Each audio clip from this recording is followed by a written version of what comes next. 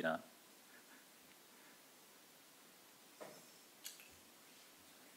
Here he is, here's Jake Pearson. Good evening. Welcome to Murray City Plan Commission meeting. We'll start the meeting at 6:34 p.m. It's Murray City Planning Commission meeting for July 18th. We've got 8 items on our agenda this evening. Before we start, I'd like to say a few things.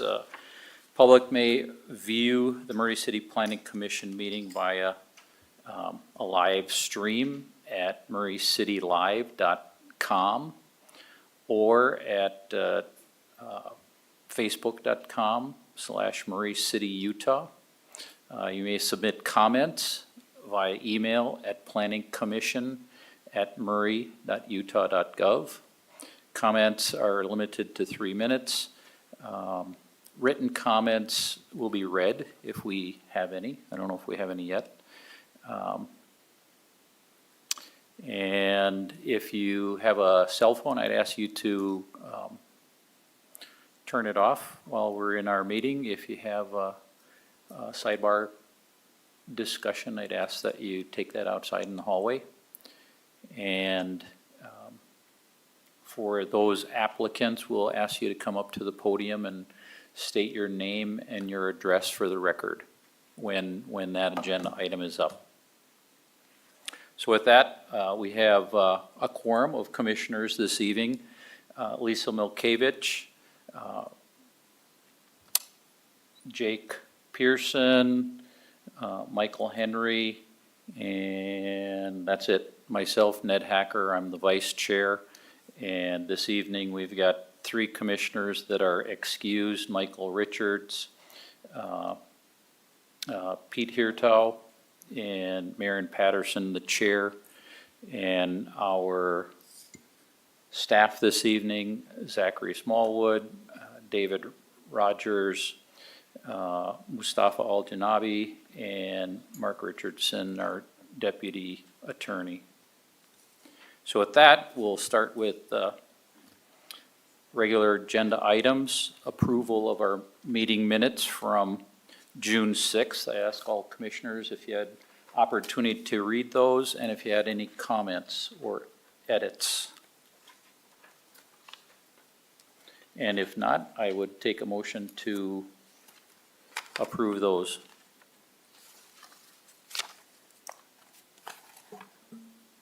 Mr. Chair, I'd like to make a motion that we approve the minutes from the June 6, 2024 meeting as seen in our pre-meeting reports, All right. staff report.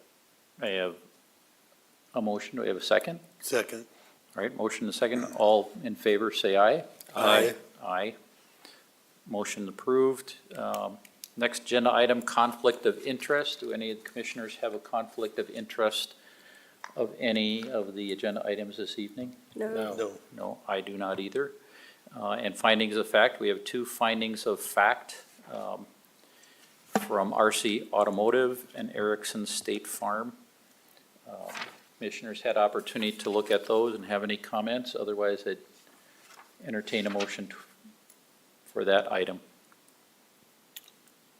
Chair, I'll make a motion that we approve the RC Automotive and Erickson State Farm findings of facts as contained in our report. All right, I have a motion. Do I have a second? Second. All right, motion and a second. All in favor, say aye. Aye. And our 4th agenda item is NA Automotive. And let's see, Mustafa is going to give us a staff report on it. Thank you. So this is Well, let a, me ask, is the applicant here for that item? Okay, we'll have you come up in a little bit. Thank you. Go ahead. okay, Sorry. thank you. No, you're good. So this is a application for an A auto, a conditional use permit to allow an auto sales business at location number 4195 South, 500 West at shop number 18. As you can see, this is the site plan of the location. It is a very large lot, and it is going to be located right over here. where that red light is. So the acreage of the place is 5.37, and the unit is 900 square foot. This is the zone of the place, which is an MG zone, general manufacturing, which would allow to have a dealership to be there as long as it's under conditional use. This is the site plan. It is a one shop divided into half. Number 18, as you can see, is the one that's being the conditional use is being requested for. And as mentioned before, this is a 900 square foot unit size.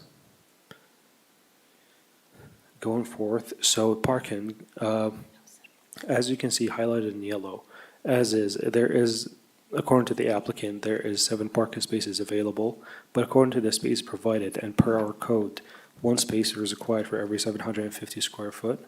With the 900 square foot, 1 space would be available while storing the rest of the place inside. Does an ADA needs to be recommended, but that would be under as a new condition, especially going to be happening with the owner. With that being said, the findings, these are shown, the 3 findings that are shown based on the auto sales business, land use number 5511, would allow to have in the general manufacturing zone to have an auto sales business. With that, staff does recommend the approval of this based on these 4 conditions. Questions, comments, concerns? Any commissioners have any questions of the staff?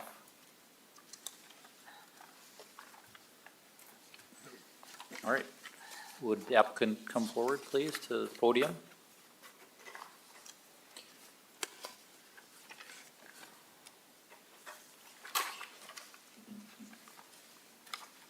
And if you could state your name and your address for the record, that would be desirable.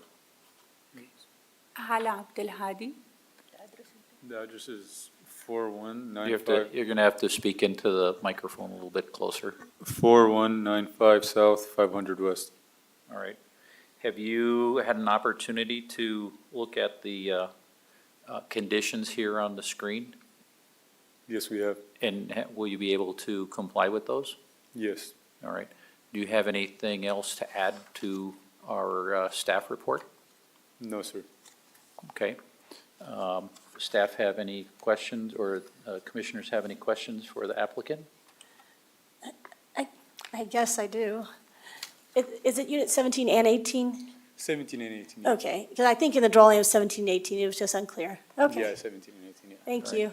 All right. Anything else for us? No, that's it. All right. Thank you. Thank you so much. All right.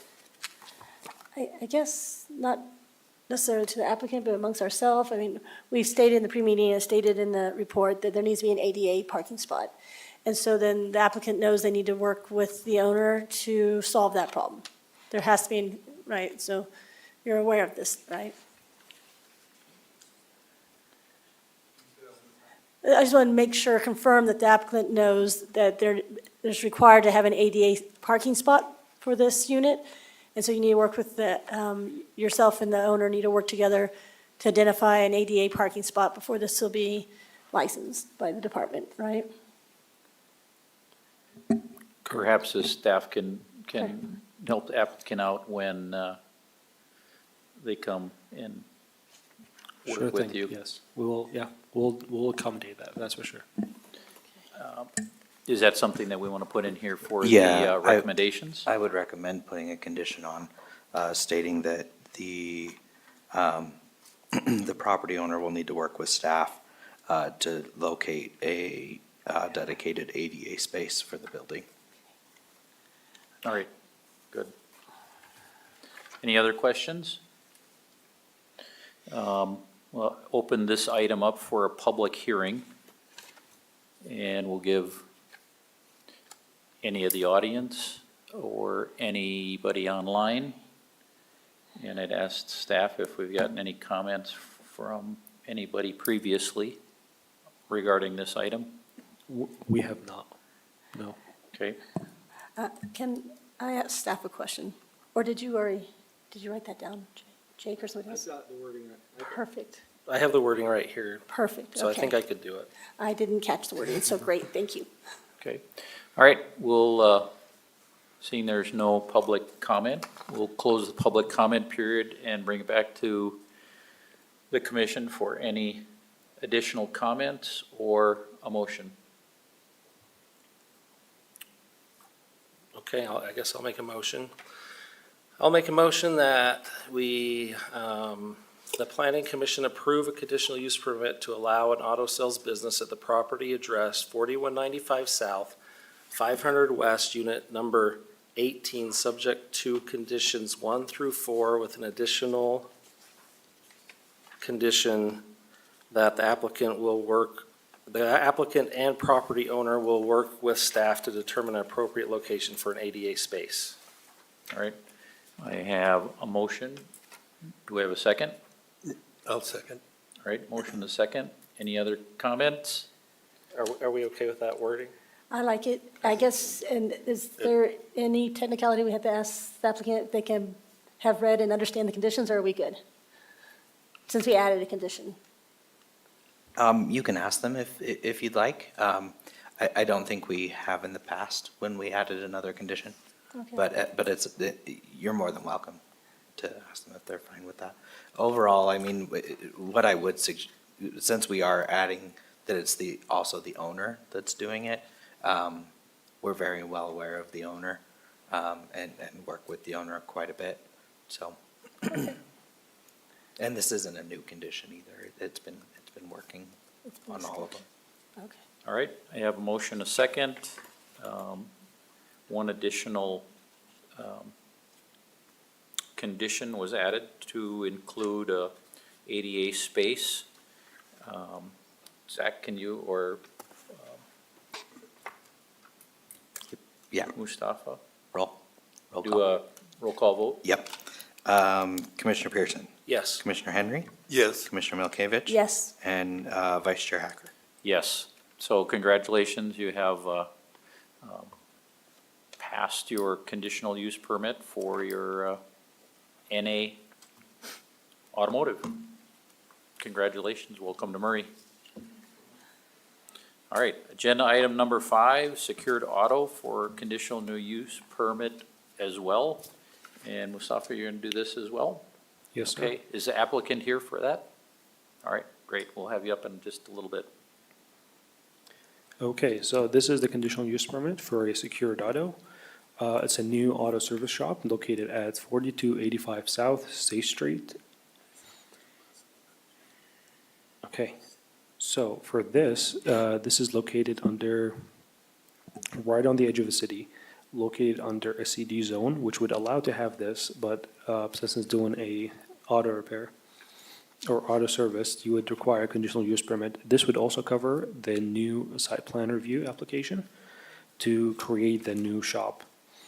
So as is, this is a floor plan of the shop. It is a 63 square foot with 8 bay areas, which is highlighted in blue.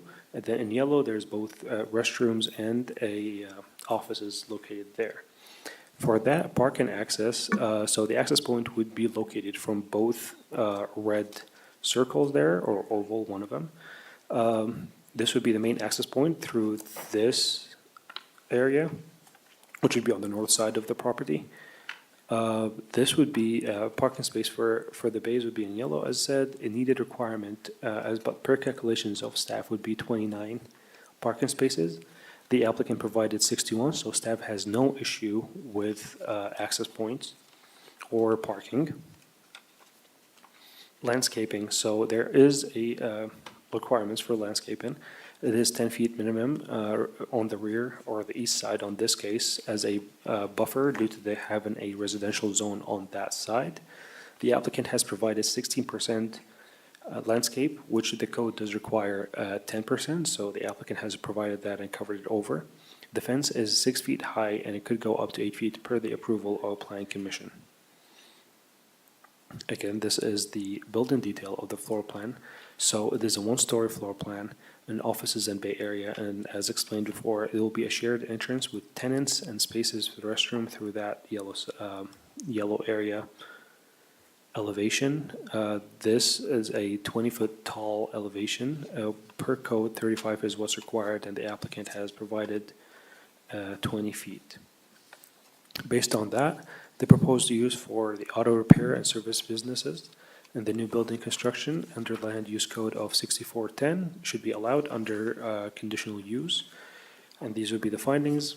Based on that, staff does recommend the approval of this property based on these 10 conditions. Comments, concerns, questions? Any commissioners have questions for staff? Mustafa, can I ask you a question? Sure.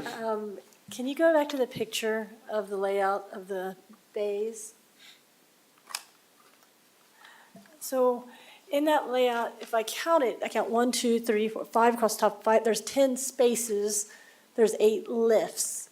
And then the letter from the applicant says a 9-bay, and our report says 8 bays. So help me figure out which numbers, our number we're working with. I believe that according to the applicant, it's supposed to be 8, correct? Unless I'm being wrong, so you can correct me if that's the case. Yeah. 8 lifts, so that means 8 working bays, okay. All right, so I guess the 2 extra spaces are room to maneuver cars or equipment around? Here, why don't you come up and state your name and your address for the record, please? Joe Watson, 4339 South State Thank you. Street.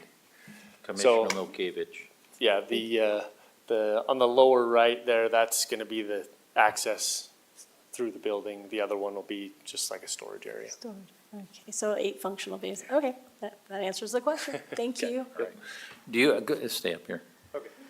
Do you have anything else to add to the staff report? No, I did have questions about 2 of the conditions. Okay. But we Can can you put address the that after conditions you. up? You can hit me with any questions you have first, or? No, you ask your questions. Okay, so, the only 2 questions we had was number 7 with the dumpster enclosure. We currently have a dumpster enclosure at our building that's, in the adjacent lot now, and would request that we don't have to have 2 on the same lot. We'll have to ask staff about that. That is correct. It will be a shared dumpster between the 2 lots, but it is part of the conditions to have that. So, I'll just interrupt. It was just indicated, so if you'll go to the site plan, Mustafa, please. And then if you highlight just at the opposite end of that, right, yep, just to the left. So it was just shown on the site plan that there would be a dumpster for RC and secured. If you just go up just a smidge, right there. Right. Yeah, so the details of that weren't provided, so we're saying if there's going to be a shared dumpster, just when you're building the building, this was just a carbon copy condition from RC, so Okay, cool. if you are doing one, you have to comply and provide details on that. That's all that's really, that condition is stating, is Okay. that, so if you are providing one, if you do one on RC and they're shared, great, you don't need to do it on this one because it's already built. We're- yeah. Yeah. And you're the saying plan you is already have a RC. dumpster, it's already closed. Yeah, so RC will have one on their site that they'll do the enclosure. We already have one by ourselves building that's enclosed, so we'll just use Okay. that for our building. And your other condition you have a question about? The other one was, regarding the fence, the wall. There has been talk of, like it says there, the 6 to 8 foot masonry fence.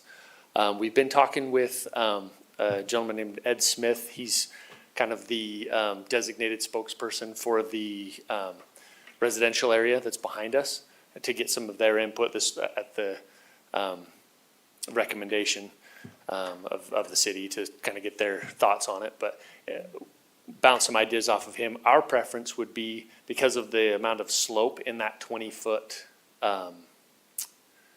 utility easement that'll be behind the building, because of the amount of slope there, we would request, instead of a 6-foot masonry fence, we'd like to put a 6-foot concrete retaining wall with a 6-foot chain link fence on top of that. That will create actually a 12-foot divider between us and the residential area. There was I can't remember who I talked to at the city that was a little worried that might not be favorable for the residents back there. They love the idea to have a taller, bigger So the divider. retaining wall facade would face the residents, is that correct? Correct. So they'd have a 6-foot concrete wall with a 6-foot chain link fence on top of that. That allows us to kind of take out some of that slope in that area and make it a little bit less. Wouldn't a chain link fence allow someone to just go walk and look down into someone's backyard, though? We would match the chain link fence that's on the front side of the property now that's, has the black privacy panels in it. So you can't see through the fence. I have questions too, because I think the cement fence is meant for privacy and longevity and maintenance and the appeal of it versus a chain link fence. I wish we had the property's owners here to speak for themselves. I don't know. It was my understanding when the previous applicant for the north end of this parcel was here, that there was already some kind of retaining wall or something there. Is that not correct?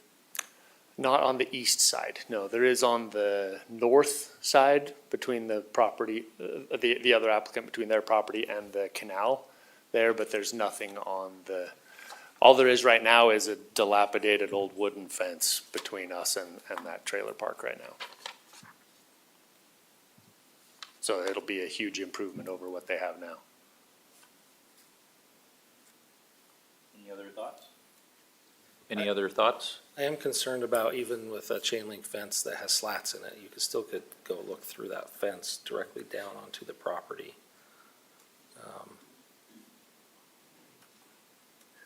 But they're only required right now to have a 6-foot fence, so if they put No, a you're right, 6-foot retaining wall. but people If I- can't walk on top of a fence normally. I can probably solve this pretty quickly. Yes, they can. So in the code specifically, it actually states that it has to be a 6-foot high solid masonry fence. So this body does not have the ability to vary from that code. Okay. So we would have to go a different route, which we can talk about Okay. offline. But as far as the code is concerned, it's required to be 6-foot solid masonry. Okay, and I guess that's sort of the question, and then we can chat about this more, Yeah. since it will be a 6-foot. It comes into like variance territory. Yeah, okay, Which this isn't the body that grants variances. So okay, really what this condition is, sorry, I'm now winded, running back and forth. no, you're just fine. What this condition is the 6-foot high fence is the requirement, and this is just allowing you to go up to the 8-foot. So that was just giving you an exception for 2 additional feet if needed. Oh, gotcha, okay. Okay. Which would be in addition to the retaining wall that you were Right. talking about. Yeah. Right. So Zach, just since we're talking about this, and Sure. So it's the zone that requires the masonry fence between this and a buffer between the residential zone, is that correct? That's correct. Okay.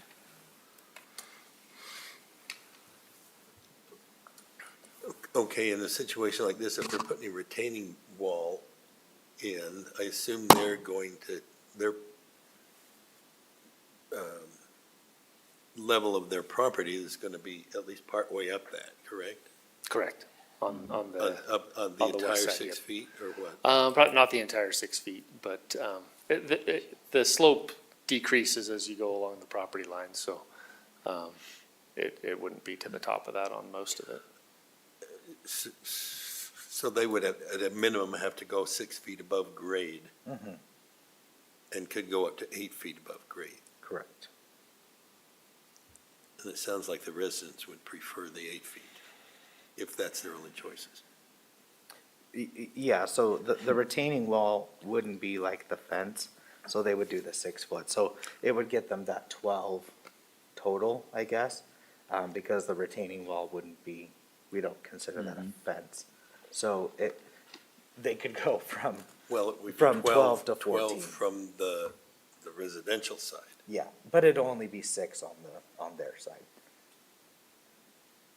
I mean, you can see how a resident may so no, not yeah. want a 12-foot big masonry behemoth in their backyard. So, but the only way you're saying that we could possibly get around that is a variance. Yeah, we would have to go through the variance We process. couldn't, but a variance Right. could get around that.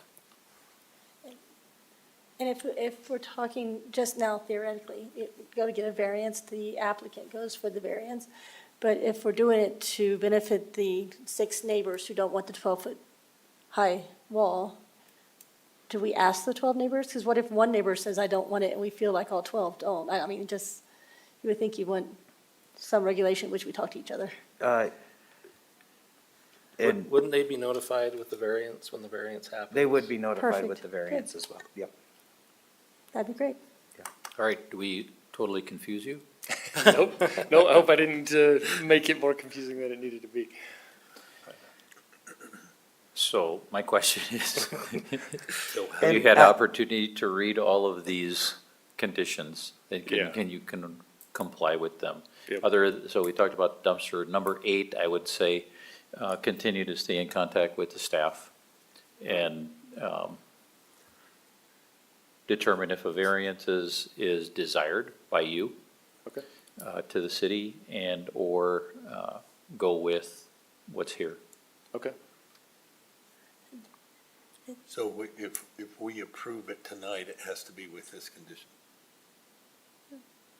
Well, we think could take Stated the, as written. we could take the condition You out, can but take- he's already required to do a 6-foot masonry fence. So all Right. we're doing with this condition is allowing him to go up to 8. So if you remove the condition, If we he remove the still is condition, it's still required to do required. 6, yeah. This is just in the code, it says Right. that the planning commission can allow up to an 8-foot fence, and so this condition is just allowing him to go 6 or 8. Correct. Right. All right. Any other questions? So Nope, my no question other is, questions do for you me? think there's an issue with the 8-foot fence? Would you rather take that out? Is that what you're saying? Yeah. Oh, no. Okay, no. okay. I'm just wondering, I want to make sure I understand how we're going to handle it, if we're going to leave that condition in, or. Yes, there's we still leave an it in and then 8-foot, They can. there's still an apply for a 8-foot masonry variance. wall required. Right. 6 to 8. So we have the option of 6 doing to the other 8. as 6 or 8. Correct, Yeah, yeah. okay. And at the risk of Perfect. being irritating, there's just a small little clerical error. There's just 2 items numbered 1, and in our packet, it's numbered correctly. Okay. Right? We all know which one we're referring to in the discussion. Okay. All right. So there's 11 conditions. There's is that 11, correct? yes. Looks good to me. All right, thank you. Thank you. All right. Any other discussion? Just one more question for you. Where do you anticipate the primary access to this building will be? The primary access will probably be from the south side, the same side as the dealership, Is there, the larger circle there. is there residence, there's a residential No. area to the south of that. There's the trailer homes. No. Yes, to the south, but it's directly north of that is our current dealership. All right, thank you. Uh-huh. All right, I'm going to open this up for public comment. Anyone in the audience like to comment regarding this item? Zach, do we have any, or Mustafa, do we have any comments that have been called in or written in? I'm afraid not, there's Since it nothing. went out? Okay. Could wait for another 20 seconds and. But we won't. All right, we're going to close this for public comment. Bring it back to the staff and the commission for any additional comments, or I'll entertain a motion.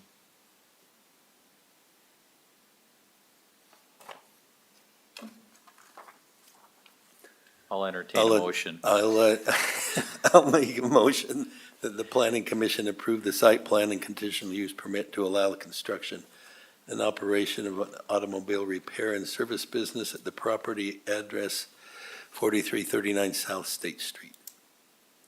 All right, I have a motion. Do I have a second?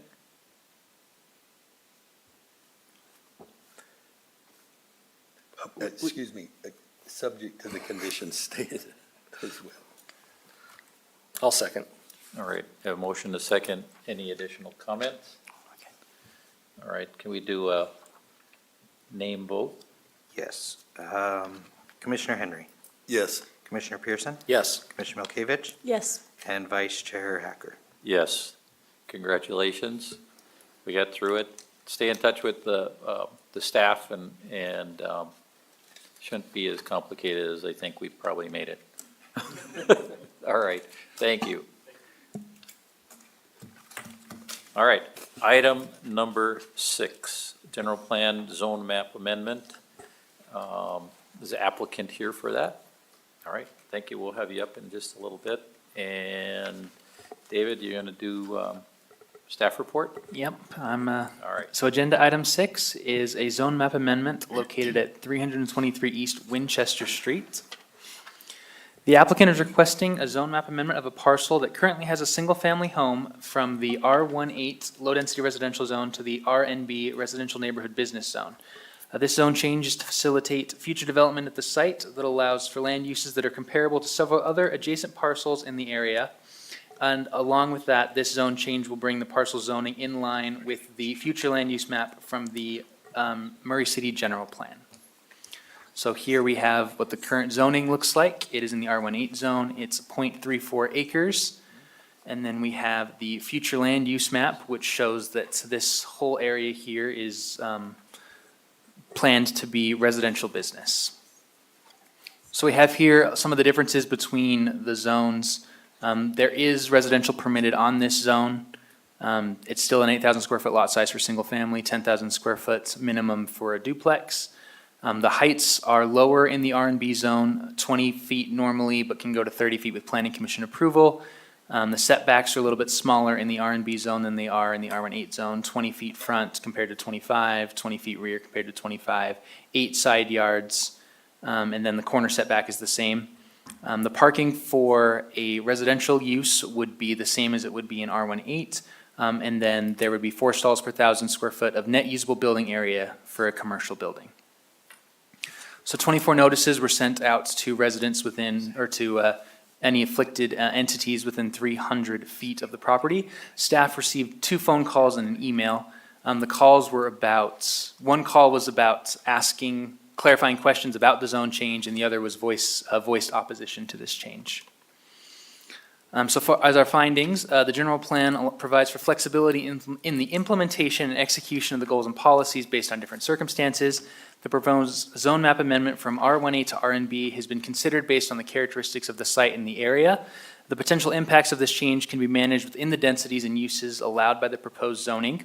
And the proposed zone map amendment from R18 to RNB conforms to the goals and objectives of the Murray City General Plan and will permit the appropriate use of the subject property.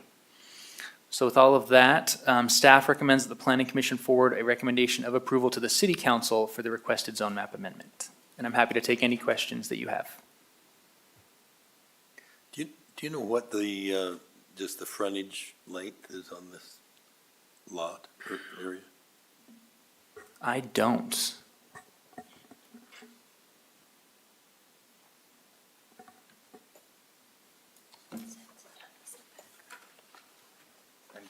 Any other questions for the staff? I'm going to make an assumption, but this is just an assumption, that it's about 55.72 feet.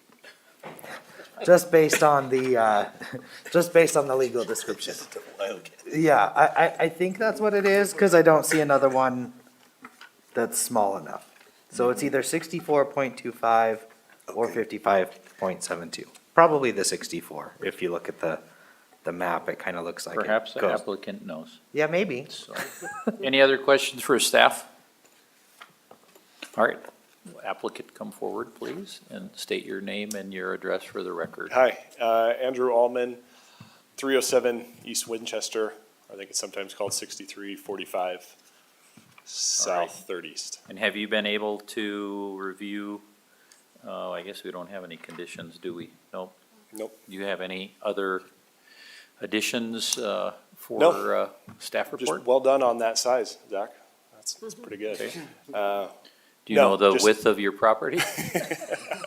just that the properties, it's within the 2017 plan and future use plan, so Okay. hopefully it helps and is a good thing for the neighborhood. Any questions for the applicant? All right, thank you. Okay, thank you. Any additional comments? All right, I'll open this item up for public hearing. And I think we had one written in comment, did we not? Is anybody in the audience here going to comment? Would you like to come up and comment?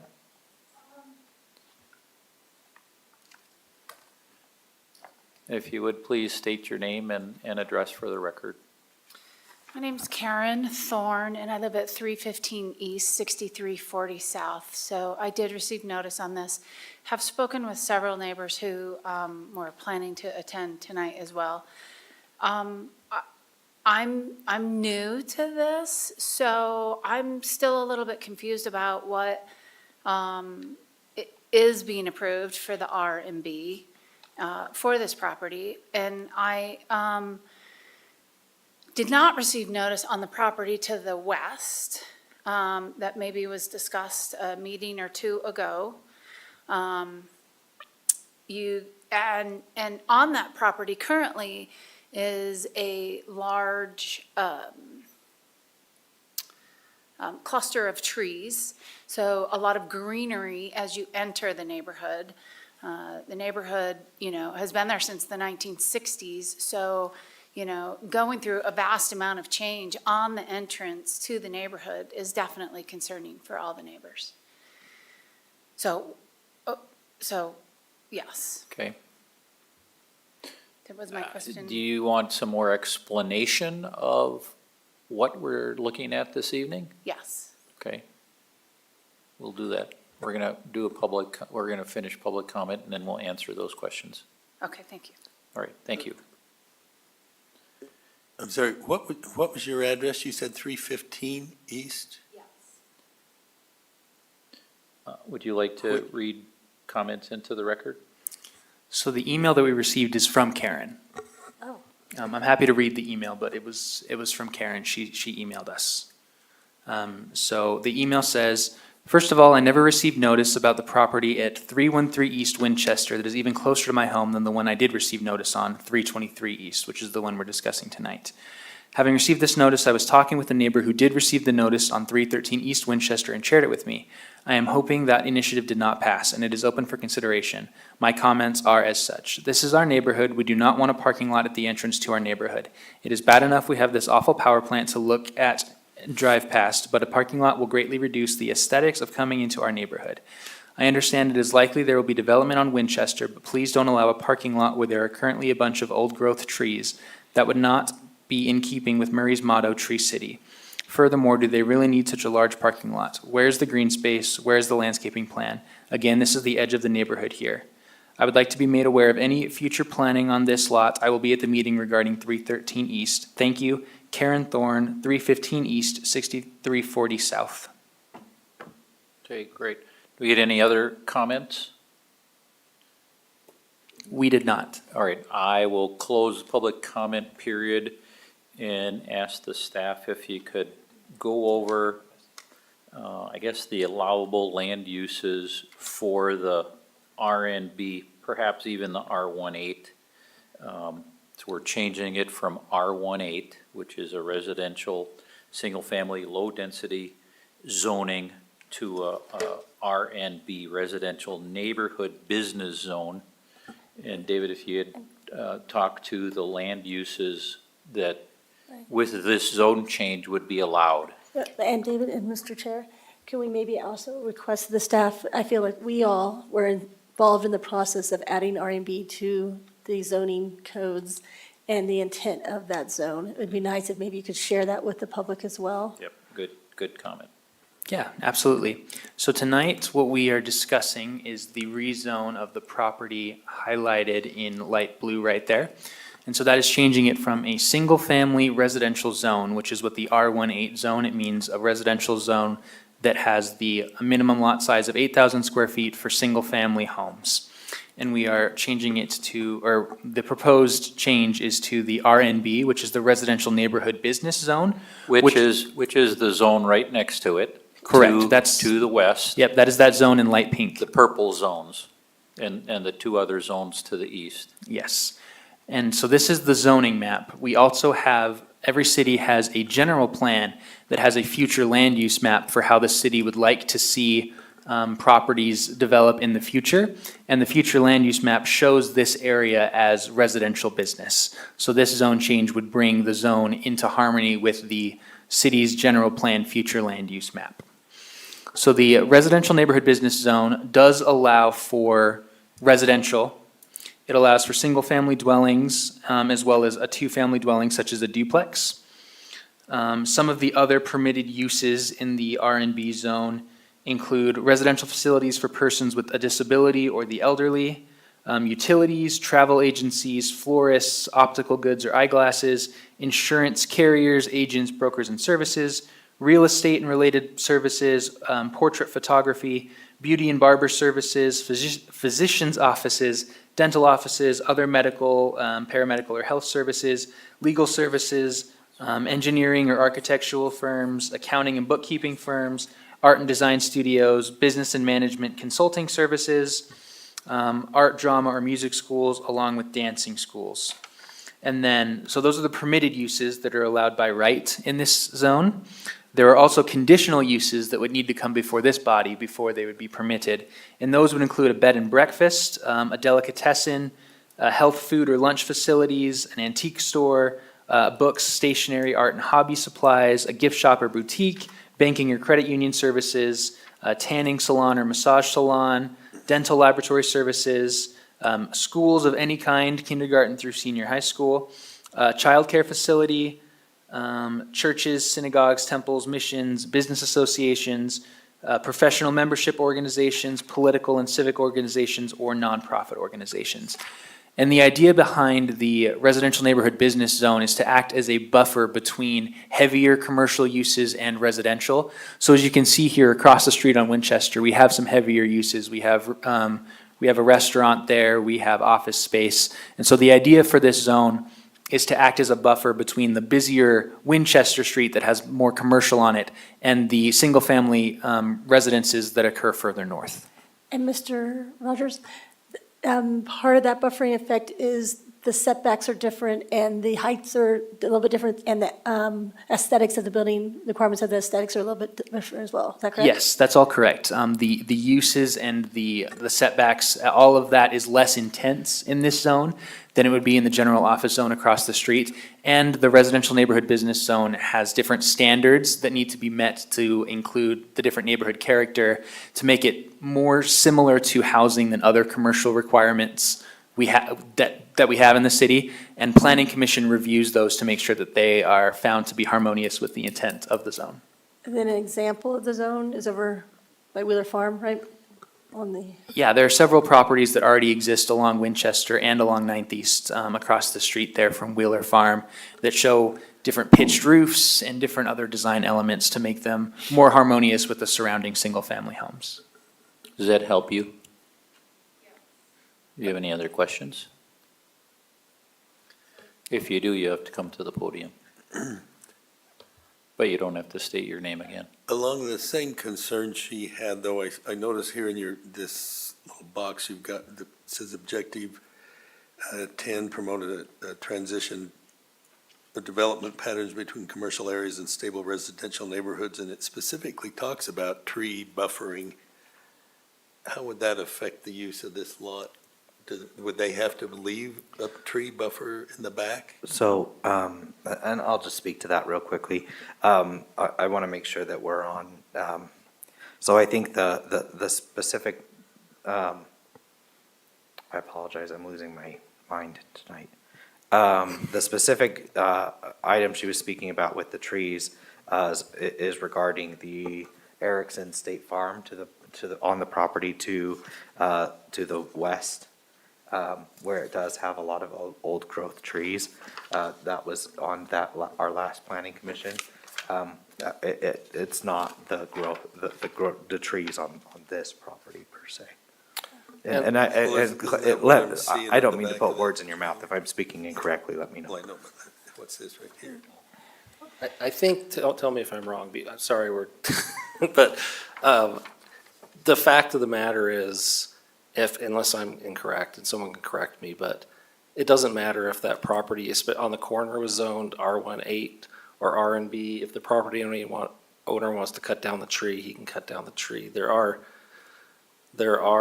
requirements, especially if they come with a business license. Is that correct, Zach? That they would have to have some type of Landscape. landscaping. Yeah, that's correct, but I do caution, just that I don't want to I don't want us to get into a conversation about a prior application, as that's already been kind of Sure, decided. yeah. Yeah, I'm just saying. but I do On this understand, yeah. property, Yeah. I mean, On on this any property, the property owner can cut down an old tree if they want. There's nothing stopping any property owner, no matter what the zone, unless, I don't know, maybe there's some protected tree, but I don't think anything the city can do can stop somebody from cutting down a tree on their property, unfortunately. Well, and I guess I still go back to my question on this property.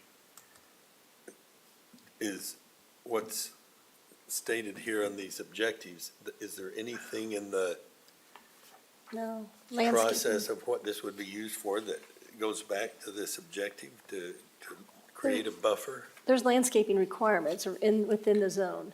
But again, it doesn't ensure that any existing tree will stay. Well, no, not the existing tree, but I mean, there's still, So- objective is to create a buffer. When this body reviewed the advocates off Seventh East, I believe there was a tree buffer along that north side. So in any future development, that could be something that comes up.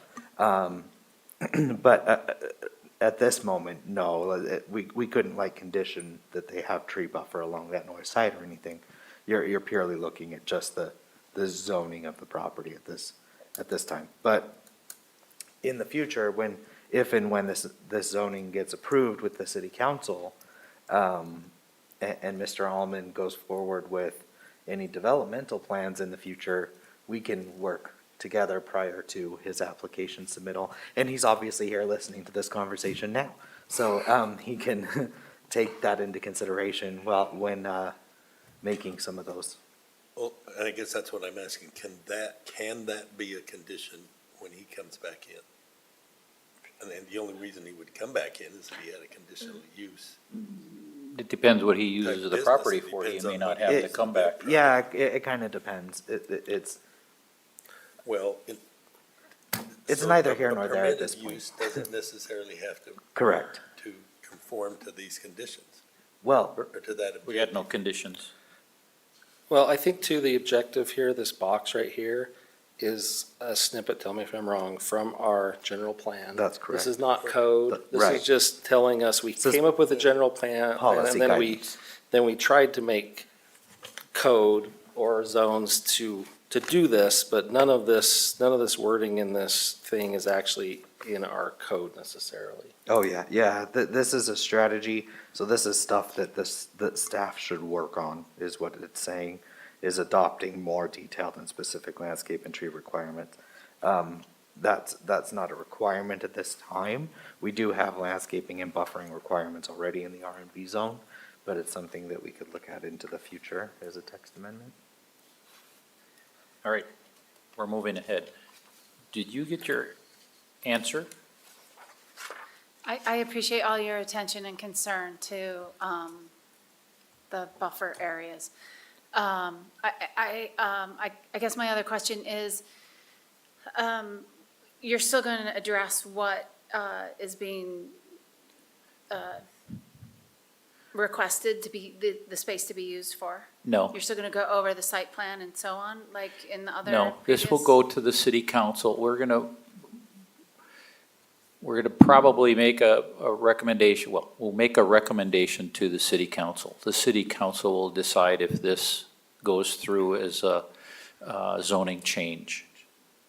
And then it's the applicant's desire. Yeah, I think it's important to understand why we do it that way. We do it that way because once we make a zone change, if he tells us he's going to build a bed and breakfast there, he doesn't have to build a bed and breakfast. He can do anything that that zone change allows. So that's why we don't look at what he may or may not do, because when we approve it, we've all of a sudden giving them permission to do anything the zone allows. And so that's why there's no site plan or what's gonna happen or not happen, because the decision we make here today is applicable for tomorrow and in 10 years, and plans change. And so that's why we don't look at particulars. We need to look at, is it appropriate for this property to be an R&B, and yes or no? Does that make sense? Yes. He can't thank you. do anything he wants. And can I also ask, is the property to the east owned by the same person? Developer? I'm not sure we understand your question. The property to the east, one box to the east, so you got purple, purple, and you got the two green in the middle. Is that also owned by the same developer person? He's shaking his head no. Are that you he doesn't own planning it? to buy that property? I haven't spoken with him. No, I don't know who owns it. Okay, that's the questions I have for now. Thank you. Thank you. All right, thank you very much. Good discussion. All right, hopefully there's no more, so I will ask for, or I will entertain a motion.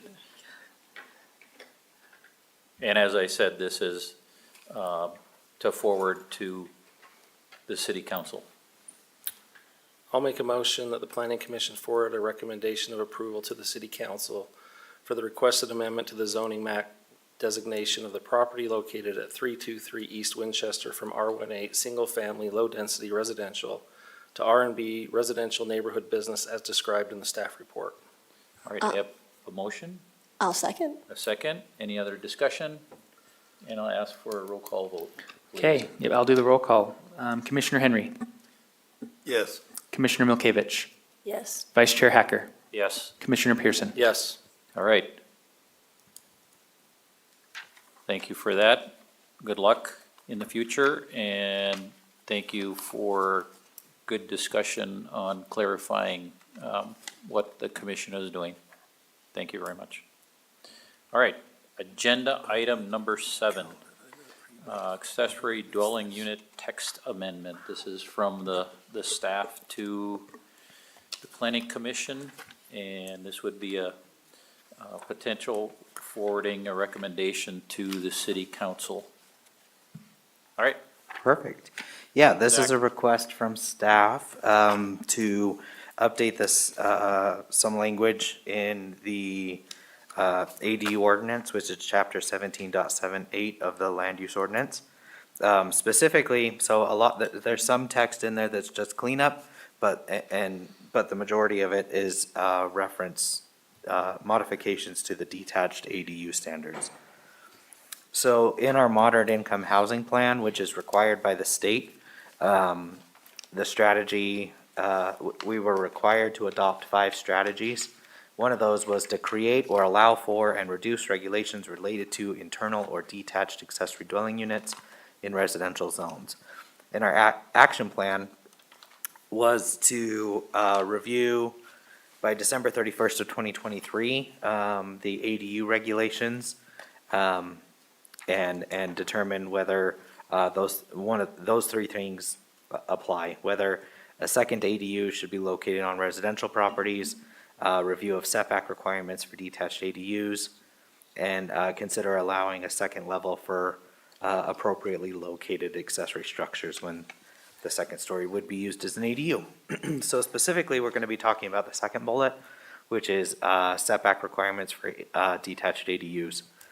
We did do a preliminary review back before December 31st of 2023, and if you'll remember, we came forward, we actually received an application, the city received an application to reduce the size of detached ADUs from 12,000 square feet to 10,000 square feet.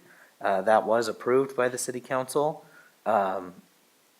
And so we've been kind of watching that over the past year, how that's affected things. And we've received 4 out of, I think I wrote, I think it was 24?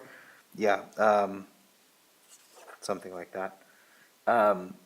Of our total accessory dwelling unit applications, about 4 of those were for detached ADUs. So,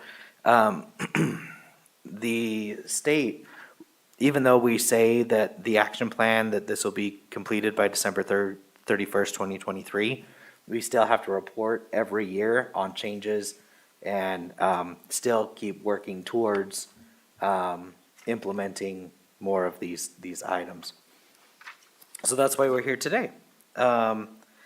First one I'll touch on is for proposed changes for attached and detached ADUs. There was language in there about no entrance to an ADU would be allowed in a corner side yard area. We are proposing to remove that language. As I've been driving through the city for a number of years, I always see all of these are from Google Earth, pictures taken of people's doors that are in the corner side yard. You wouldn't know if one of these was an ADU or not. Typically ADUs don't have those, a distinct look or change from just a regular door, much like these. So I am recommending that we remove that language from both the attached and detached ADUs. Can I ask a question just while you're going through there? Of course. So we don't have to go back. So right now, they can't have it on a corner lot, so the front door is offset from the sidewalk or the road. Or if we allow them on a corner lot, then won't the front door be right next to the road possibly? Or am I misunderstanding that? No, it wouldn't be allowed, so you would still have the setback, right? But isn't the setback much smaller than the front setback? It's 20 feet.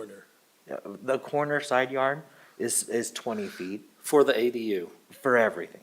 for everything, including the ADU? Yeah. Okay. Yeah. Wait, say it again, I mean, different residential zones have different side setbacks. Some have 20 with a minimum of 8 on one side.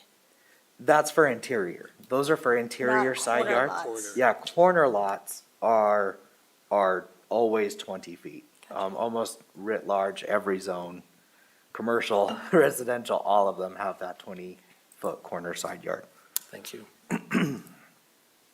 Excuse me. So that's the main change there. There were some red lines cleaning up the language. I personally don't like, I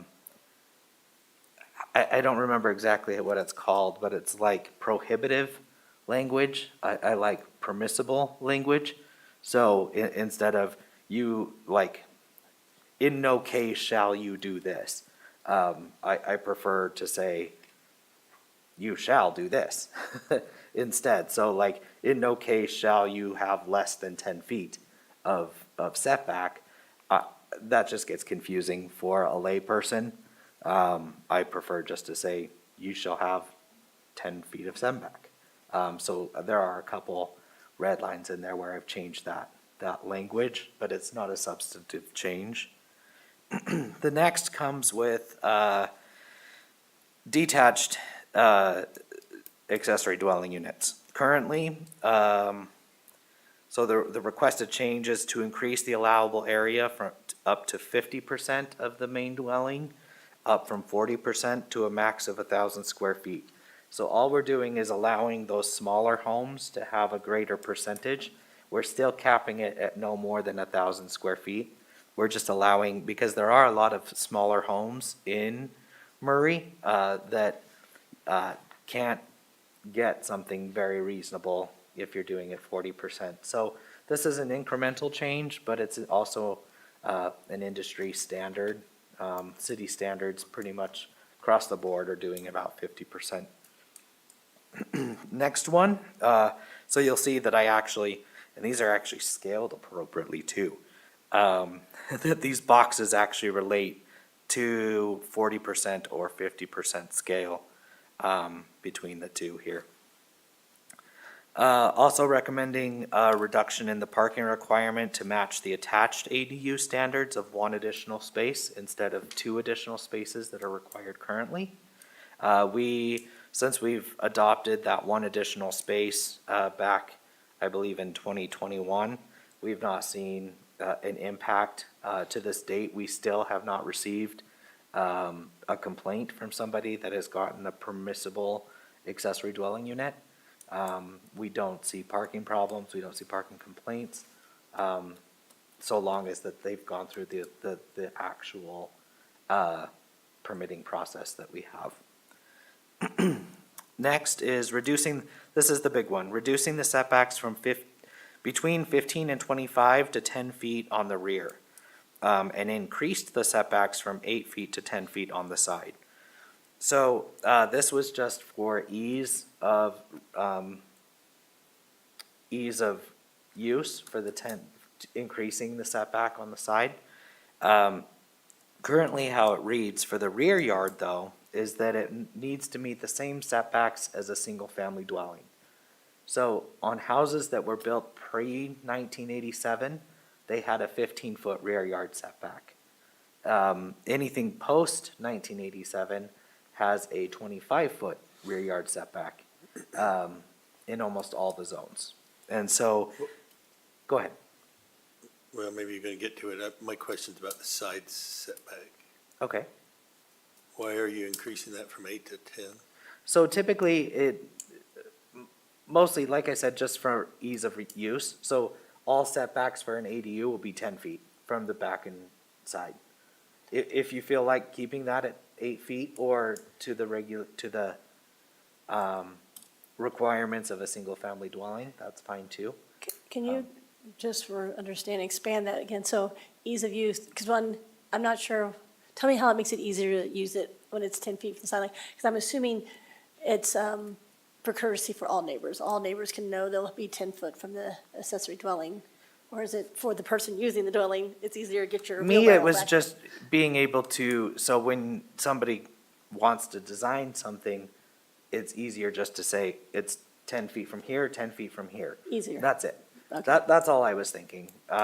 It can be reduced, it can stay at that 8 feet, but that's entirely up to the commission. So I understand the ease of math. Yeah. But then it makes me think, I don't know if this applies, this question. Yard sizes are reducing in size. We're allowing smaller lots. We're allowing more R16s, R18s, are becoming more popular.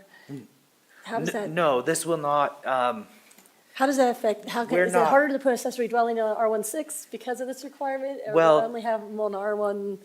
so lots? we're not changing the lot size requirement at Yeah. this time. So they will still be required to have a 10,000 square foot lot in order to do a detached accessory dwelling unit. So there won't be any 6s or 8s at this time.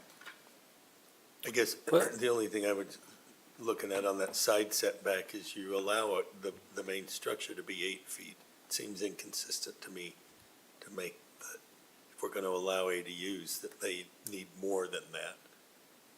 I see what you're saying. If it's 20 feet with a minimum of 8 on one side, it would make sense for the accessory dwelling to have the same. Sure. Yeah, I mean, that's totally fine. I just went for the 10 and 10. That seems to be pretty standard across the cities, or 10 and 10. But if you're comfortable with 8, Well, is the 8-foot setback for a primary structure standard? I don't know. I haven't done that research. So maybe I missed this. What's the current setback for the primary residence? Do you know that? On the sides, yeah, Yeah. so, we'll just go for the benefit of the doubt in an R110 and R112 zone. Sure. It would be 8 on one side, and then, let me rephrase that, I'll say how it says in the code. Has to have a total of 20 feet on both sides, with one side at a minimum of 8. So either you have 8 and 12, 10 and 10. Okay. Whatever equates to 20 on both sides is what the requirement is. And what's the rear setback on the primary residence? So, pre-1987, it was 15 feet. After 1987, it's 25 feet For the primary or for the ADU? for the primary. And currently for ADUs, the same thing.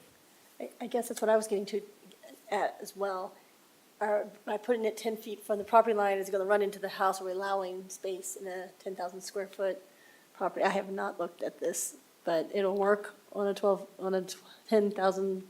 Oh, sure. I mean, we're giving them 5 feet on the, well, we're giving them 15 feet more on the back. Right. So that. Yeah, just it would taking be 2 much, feet away yeah, on the it would side, be right? much, this will allow for more people, I mean, we can't evaluate every Every 10,000 property. square foot lot in the city, but this would allow for more opportunity because they don't have to meet that 25-foot setback, right? I don't mind the 10-10. I don't know if I'd mind an 8-8. Yeah. Um, There are some, like California has state mandated that you're 4-4, and 2-story. Now You can function- go up to Now 2-story. functionally, that would be hard to get your Yeah. wheelbarrow and your Yeah, shopping so, cart. and your- yeah, that's a little crazy on that one, but we'll get there. Is there a height or story requirement? Yep. Or are you gonna get to that? We actually have not changed it, so it's only allowed to be 1 story up to 20 feet. That's something that's already in there and we're not proposing to change at this time. And it's up to 20, 30, 25 feet for the primary? 25 25 or 35 35? feet up Okay. for the primary. I like the 10-10. 2 feet isn't a lot, however, if you're having a new accessory dwelling unit, you're already getting close and encroaching on your neighbor, so I like the 10-10. And remind me, Zach, I'm gonna go back to my original question. So the reason why I can't build an accessory dwelling unit on the corner lot 10 feet off, I can't do that because of something else. That's correct. Yeah, so the corner side yard setbacks require 25 feet, or Just- 20 feet. 20, yeah. But that's not an accessory dwelling, that is an accessory dwelling unit requirement? Or that's, Yeah, Primary, it's for everything, it's a good question. Is it Sorry. everything on the property or just the primary dwelling or? well, something? but we're changing the offsets for the accessory dwelling unit. They're different from the primary, right? All right. so Do the I primary did still think of apply? this. Give me 1 second, I did think of this. That's a very good question.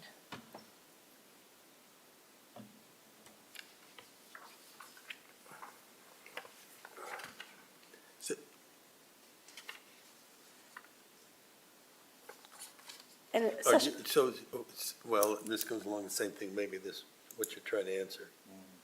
Are we just showing interior lots here, or is this 10-10 apply to corners too? who is that comes, what you're- well, in You know what? I think I did miss something. So we can actually, I think if you decide to move forward and make a recommendation to the city council, that I would suggest adding that staff put in that it has to meet the corner side setback of 20 feet. Yeah, which That one, trumps- yeah, because I do see, I think that was one thing I did miss on this one. Because, yeah, I wouldn't want it 10 feet from the corner side yard. Right, okay. And accessory dwelling units could be garages, right? So someone could build a garage, yeah. Mm-hmm. So that was a good catch. Yep, good, yeah, very good catch.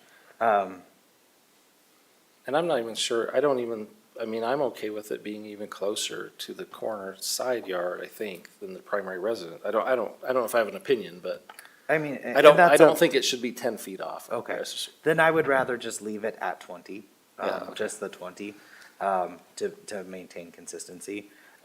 If and when, if you want to write this down, I would say, put it under K and a number 3. Under what? Okay, So it's under section 17.78.040, I'm sorry, 050, letter K, add number 3 must be, what if we just forward a recommendation that, I mean, if we're gonna approve this, what if we just forward a recommendation that we approve this with the addition to, staff adding the. good idea. The I offset like that one. language. That's good enough. I think we can have discussion and I think Yeah. give it back to the staff and bring it back to us again. Do you want to bring it back? I would move we table this and But we can decide that when we hear the Okay. rest of the, Well, yeah, I'd like to hear the Comments. rest of it. Okay. guess I mean, I that's think my- I'm There- fine, for me personally, I think I'm fine, if this is the only issue we have, I'm fine just Yeah. moving forward, It that's just isn't. me. And- Okay. So. That's why we it- vote. we got the a only- couple more pages here to go. Oh, I'm okay, I actually, see. I'm actually, there- Ned hasn't got the stuff he's gonna complain about. there's actually not much else. The only thing I really, the major thing removal is making the ADU match, the architectural style and materials and colors. Why are we removing that? To allow property owners to have flexibility in how they build their ADUs. If we force them to make it look exactly like it, or make them match those things, could be cost prohibitive to add brick, like a brick facade, or, you know, a historic look and feel to it. It could greatly But if you- exacerbate that If you cost. don't make it look consistent. I'm not saying it wouldn't be nice, but That's. Well, I don't think you, if you word it right, you don't need to make it say it had exact, but it still needs, it still ought to be consistent. Where's that change at, it's, Zach? letter N. And- I don't know, I'd like more discussion about it, because I see what you're saying, but you could paint a facade that look like brick. There I is mean, you no can, littering.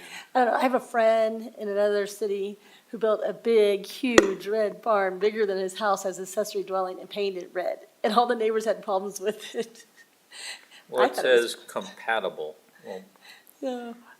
Where are you? what, well, It's in N where Zach was Yeah, talking about, compatible. and it's redlined out. Okay, which?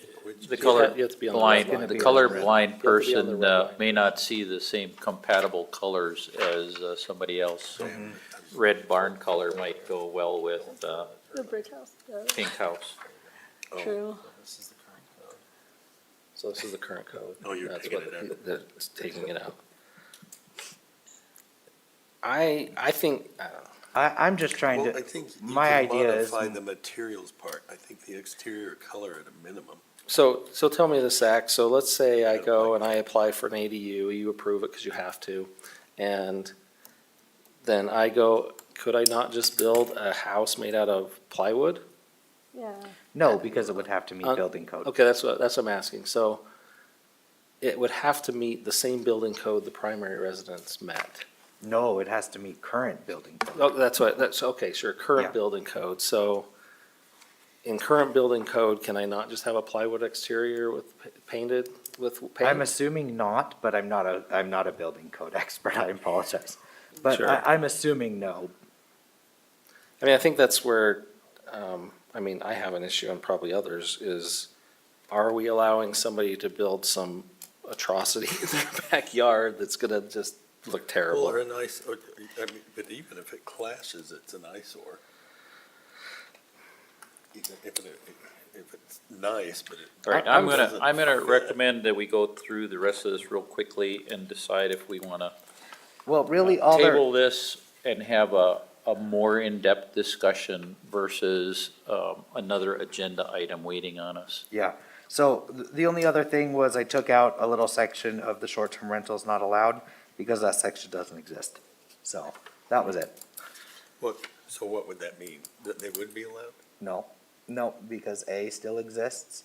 I just am taking out reference to, chapter 17.23, which does not exist as it, at all. And A says will not be Yeah, I used as think it's, short-term rentals. I That's think not it's pretty said. clear, I'm okay Yeah, with and any, that. and it, we do have enforcement for, not complying with the zoning ordinance. I believe it's a Class C misdemeanor. So you already, yeah, you'd be in violation of that if you start doing it. Just that So you 17.23 had stricter, So I use think it as a that verbal- short-term No, you- description should be allowed to be stayed in. I'm sorry? You're talking about 17.78.090? Uh-huh. What does short-term mean? Oh, his point is, someone could argue there's no definition, this isn't short-term. Yeah, there is no short term, But but it- we don't have a definition. But I think we Anyway. need to make one. Yeah, that's on my Yeah. list. So we have one. Watch the city council. We have B as a short-term definition, 30 days. You struck it out. I think it needs to stay in there to define what short-term means. Okay, yeah, Where we where could, you end up having okay. a B and B. Right? No, you wouldn't, Why not? because short-term rental is defined as anything less than 30 days. Where? It's always been, In code? not currently. Well, we just struck it out. B tells what short-term is. Anything less than 30 days is short-term, and you can't Okay, do that. yeah, then that's fine. If you want to keep that in, that's completely fine. We can do that. Makes sense. The only thing I would suggest is just to remove the, The reference. just the reference, yeah. So short-term rental means, and then, or short-term rental is It's defined defined here here. as renting all or a portion of a property for less than 30 days at a time. I think that's worth having in there. Yep, Agreed. I agree. Okay. All right. I think I'm fine moving forward with the motion. I have one more question, but I don't want to ask it if others are not, and we're going to revisit this anyway. Go ahead. Well, my findings are pretty easy. Just saying, furthers the objectives of the modern income housing chapter. It's in harmony with objective 11 of the land use and urban design element, also of objective 3 of the neighborhoods and housing element. And reviewing and updating the setback requirements and other adjustment will further the city's priority of providing moderate income housing options for the city. So with that, we are recommending approval. Recommending that the planning commission forward a recommendation of approval to the city council. Okay, questions? Mike, go ahead. I think we have a core lot discussion that's unresolved. I mean, it could easily be resolved, but let's resolve it. I'm resolved. I mean, I'm fine with that, as long as we just state the language, or just state that, that's added. I like would, to I see would it before prefer to we table approve it it. and have the language clean that I- we're approving. I would and agree with- send. Because we haven't resolved would the agree with you, setbacks, and we Mike. haven't quite resolved what we all would like to see with the requirements of whether it matches the main house or not. So there's 3 things we haven't quite resolved. Have we So- resolved it?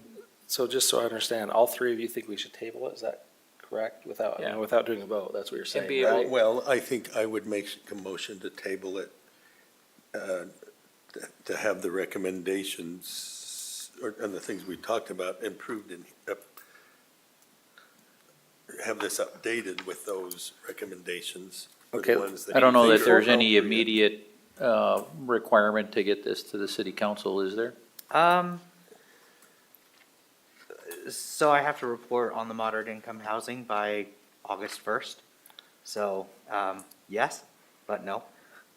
I think just having this discussion is good enough, but, I don't know.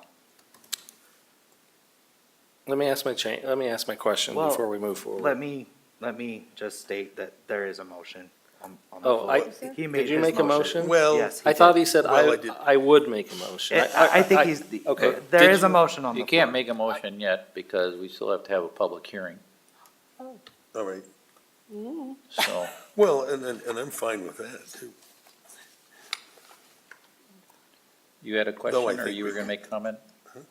Let me just ask the point of order, though, then. We cannot table this without having the public comment, since it was on the agenda?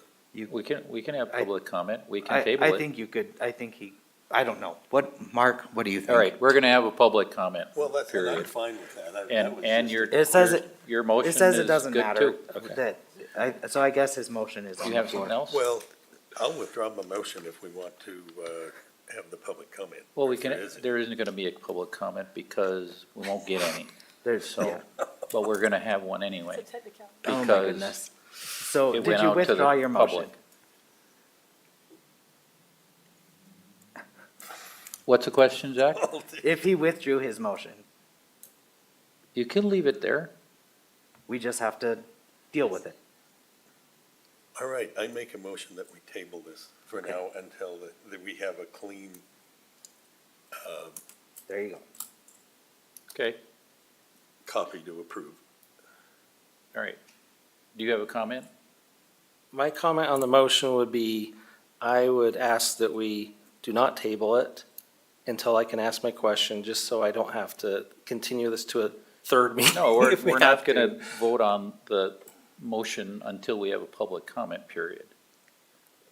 Well, tonight. Well, I I mean, think it we has have to- to move forward with the motion. We have- can, Well, that's why I asked. Unless the it point. fails for a second. So if nobody seconds, then it will fail for a second. We have to deal with the motion. okay, it's 8:00. Mr. Attorney?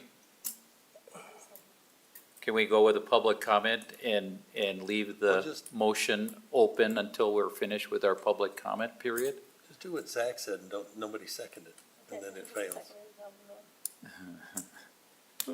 Guys make this really complicated. I'm sorry, that's Robert's rules. And that's what we're supposed to do. Yeah. I'm not gonna protest. All right, we've got a motion on the table. Is there a second? Is there a second to motion? I see no second, so motion Motion fails. There you go. Jake? Sorry, I didn't try to make this difficult. But I just want to make sure I don't come to another meeting and then ask a question and then we have the whole thing. Can you just go through A real quick with me and help me understand what it means? A. I'll read it if you want. Yes, Yeah. please. The property owner, which shall include title holders and contract purchasers, must occupy either the principal unit or the ADU. I understand that part. As their permanent residents, I understand that part. And at no time receive rent for the unit occupied by the owner. Mhm. But they receive rent from themselves? That's what I don't understand. I So guess. it's like renting, like, you couldn't rent out a room in your house. So if they're renting out the ADU, or let's say they have a 3-bedroom house and have a detached ADU, and they only occupy 1 bedroom of the house, so they're renting out the ADU already. They could not also rent out multiple rooms within their principal So I dwelling. have a friend Okay. whose sure house is doing that, but Well, why? Couldn't that be worded better? Why? Why is that? That's how it is in the code currently. And, okay, I'm just gonna read it again, I'm sorry, I'm gonna read it out loud, just because it makes me think better. The property owner, which shall include title holders and contract purchasers, must occupy either the principal unit or the ADU as their primary residence, and at no time receive rent for the unit occupied by the owner. Receive rent occupied by the owner. Okay, yeah, sorry. Not pay rent like Yeah, a yeah, I mortgage. get it, I get it. I understand what it means, Again, why? but, I don't I mean, understand. it's in there now, right? It's in there This is now. in there now, so. Just help me understand what we're trying to You can't rent prevent. out a room in your house. Help me understand what we're trying to prevent. Like I said, I know a single woman who has a house in Sugar House and rents out a room because their boys are both in college. And they do. I don't know what the intent was on this one, but I didn't feel comfortable removing it at this time. I'm trying to make small incremental changes on this AD ordinance. I'm not trying to writ large, remove all regulations and let them go crazy. The rewrite. Well, could there be better wording that says what you just Okay. explained? Just, Because I can see Like what I, is like I confusing. said, I wasn't going through every line in the code. I had certain objectives through the moderate income housing section of the general plan, and that's what I focused on. So going off of that question, would you ask about the language, because the current code would say, at no time receive rent for the owner occupied units. Do you think that language is better than, and at no time receive rent for the unit occupied by the owner? No, I'm not saying it's better. No, I was just curious to see, because it does currently state that, and at no time receive rent for the owner occupied unit. No, I'm fine. I guess maybe they're trying to not make it into an apartment. Is that why they're trying to minimize the traffic in and out and the cars in and out? And Additional rentals, But they could do that with their primary residence if they didn't have an ADU. correct. So just by building an ADU, now we've limited them, I mean, we already are limiting them to not have their primary residence also rented out. That's correct. Okay. At least for the time being. It's something, unless you're really passionate about it, I'm I'm just not. making these incremental changes based on, I just wanted to understand it. yeah. I'm good now. Thank you. All right, I'm going to open up for public comment period. Any public comment? Come on, Mark, do you want to talk, you want to speak to ADUs? Either Mark. I'm sure there's someone online. Yeah. I see no public comment, so close public comment period. Did you check online? I mean, I was joking, but if, And bring it back to the commissioners for no one, okay. additional comments or a motion, Ooh. whatever that might be.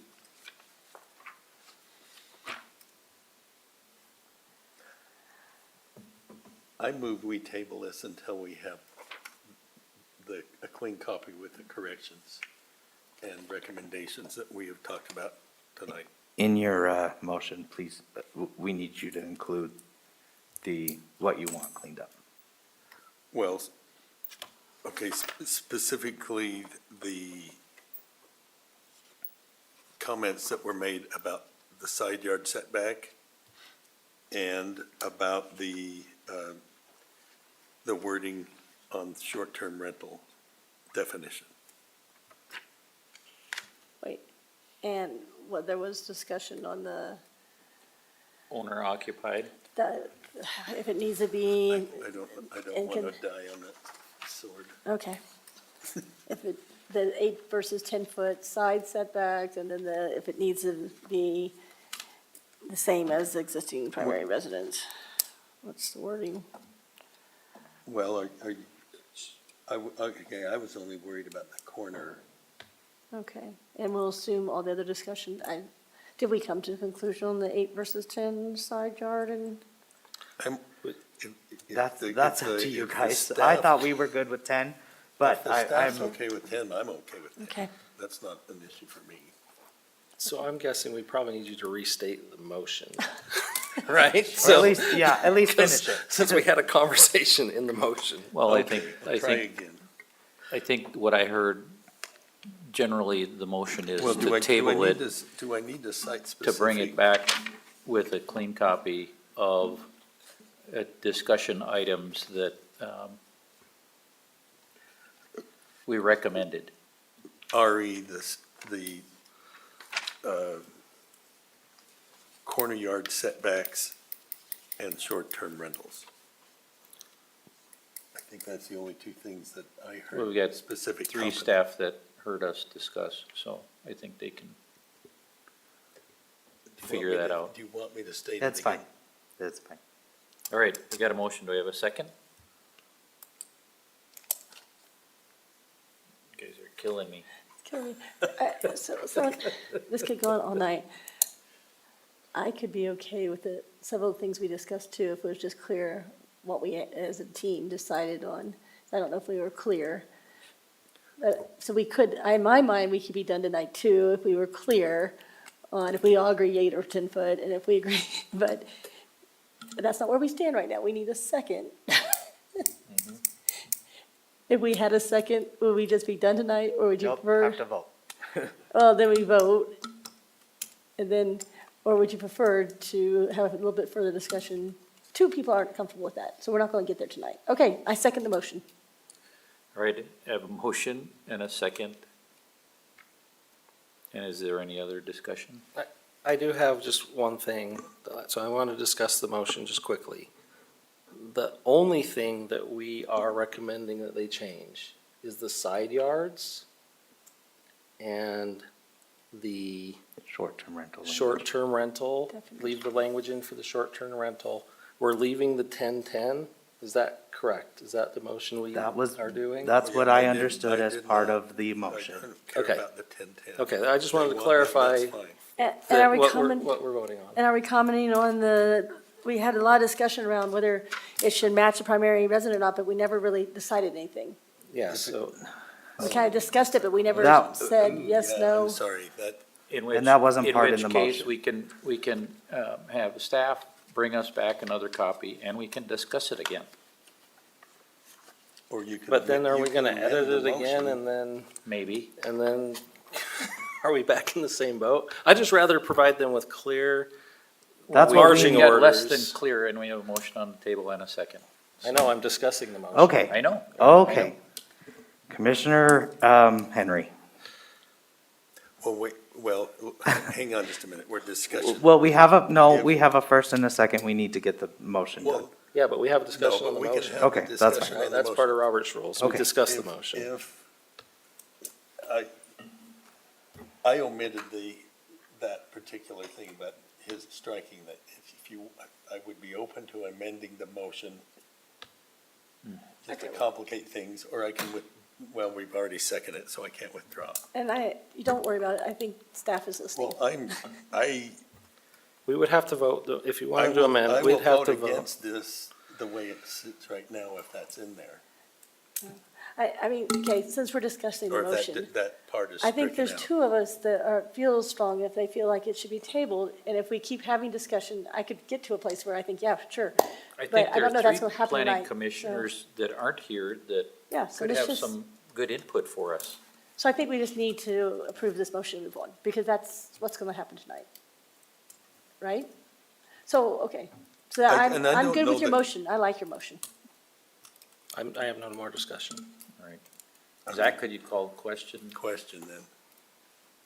Questions? The Oh, the, roll call okay. vote. Commissioner Henry.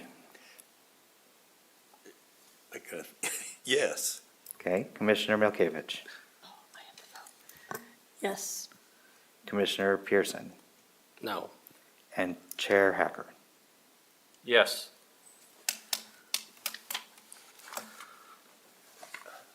there we That's go. the first item I've been on. So what do we where get? didn't have It's unanimous. tabled to next. Unanimous. All right, I understand where you're coming from, though. can we move on? Let's do it. Form-based code. Okay. Yeah, so this is just a small discussion item introducing form-based code. Mark Morris with Voda Landscape and Design, he's the consultant we've hired to work with us on doing a downtown form-based code. So I will let him come up. And, yeah. And I think you should be able to just plug in. Welcome. Thank you.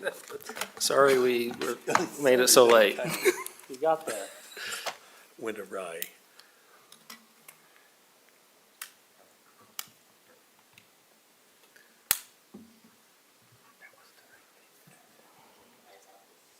Have to change input. Oh.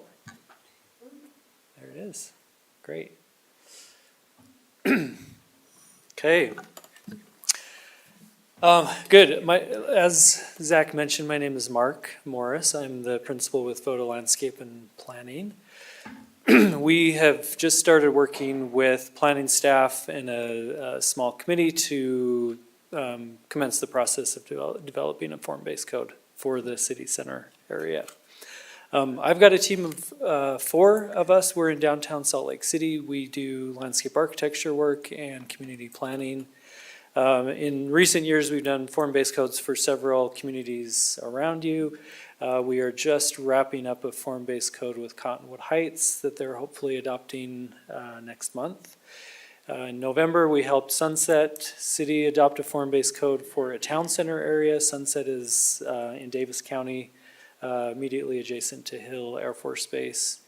In 2019, we helped Midvale adopt a form-based code for their historic Main Street area.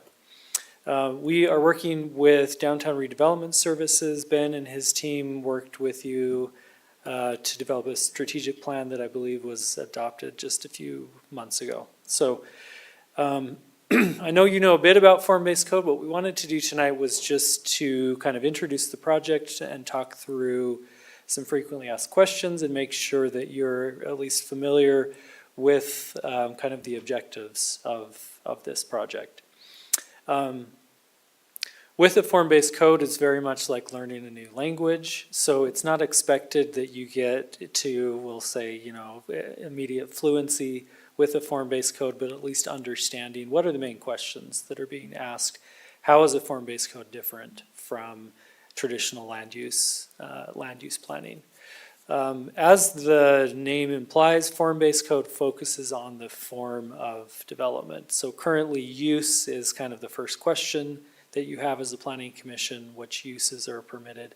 A form-based code really focuses on what is the form of what is being proposed. Where does the building sit? What are the heights? What are the setbacks? Those types of questions. One of the questions that you'll also get is how does form-based code benefit current and future property owners? The big benefit for property owners is that form-based code allows a much more flexible approach to use. Building uses change frequently. The buildings that we construct in a community, if we've done it right, the buildings stay for a long, long time. The uses are something that if a business owner, for whatever reason, decides to close their business or move elsewhere, is that building reusable? Is what's being built something that is timeless and can be used for, you know, a myriad of uses? We'll get into non-conforming properties later on in this process, but the intent is to make sure that you understand why, what are the main questions of a form-based code and why is it that the community would benefit from that change. Many cities in Utah are using form-based code. Form-based code as a concept has really only been around about 25 years. The first form-based code was adopted in Florida in the late 90s, and it spread to other communities all across the country. Salt Lake City was the first in the state to adopt a form-based code, so their first form-based code area is nearing 20 years of application. Every city that's adopted form-based codes, they've changed that code. It's not like it's adopted and then it isn't revised. Every city kind of goes through iterations of that form-based code. If you have questions as we go along, by all means, let me know. So with conventional zoning, as I'm sure you are aware, there are certain questions that are asked, whether the use is compatible with the neighborhood. There are a lot of questions that really are not asked or that the city really doesn't have any control over. So with a form-based code, with that focus on physical form, the intent is that the applications that you get and the development that you get is far more predictable. And so this image that you see on the right, this is from that Midvale form-based code that I mentioned.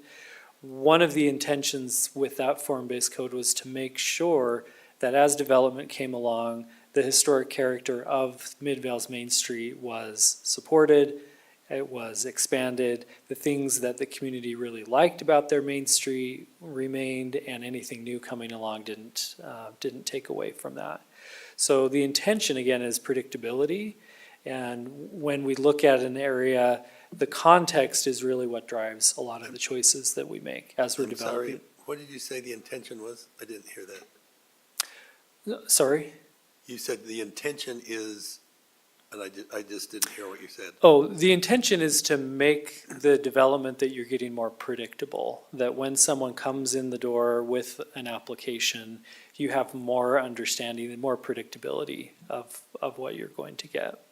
And that's through a number of mechanisms, but the intention or the overall context of the neighborhood that the code is being applied to, that is what is going to drive a lot of those decisions. So the form-based code that is applied to the city center area, it's not one that you would then start applying to other parts of the city. You would develop a form-based code specific to the context of that of that community. Typically, cities will start with a small area that they're applying form-based code, and when you feel comfortable with it and you're seeing that predictability, cities will then look at other parts of the city and how they could apply a form-based code to it. The form-based code is usually applied to places that are prime for redevelopment.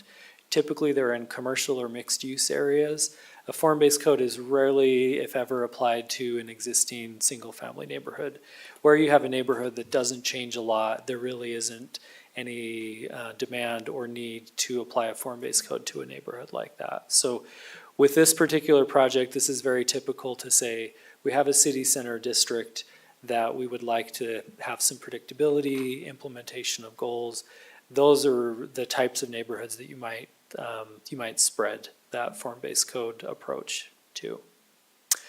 So this graphic that you're looking at is hopefully helping to clarify what form is versus style. So on the left, we have a bunch of parameters that would be those that might be regulated in a form-based code. So we're looking at build-to zones, setbacks, roof type, facade articulation, building and floor heights, minimum occupied space. Those are all parameters that a form-based code would regulate. None of those are talking about architectural style.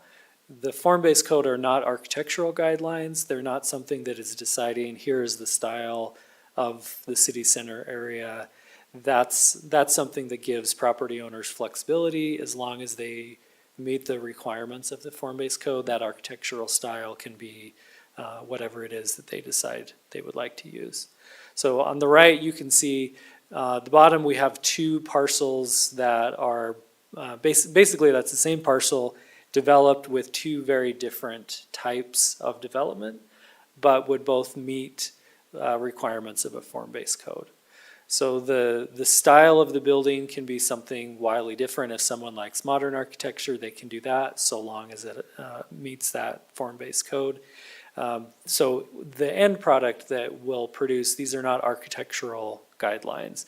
There is discussion of materials and materiality, but it doesn't give that specific of guidance in the form-based code. One question that you may get from your constituents is why use a form-based code? The intent of a form-based code is really to implement community goals where you have a general plan, you have plans around a city center. All of those things are really the jumping off point where we gather goals that are on the books for the city center district, and how do we make sure that public investments and private investments are both working towards achieving those goals. So public aspects, we're talking about investment in public infrastructure.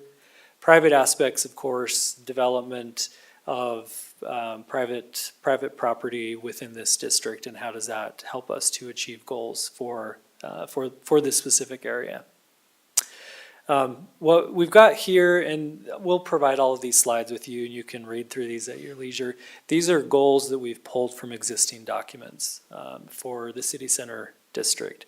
Some of these come from the strategic plan that was recently adopted. Some come from the general plan. The general plan has plenty of information about citywide goals.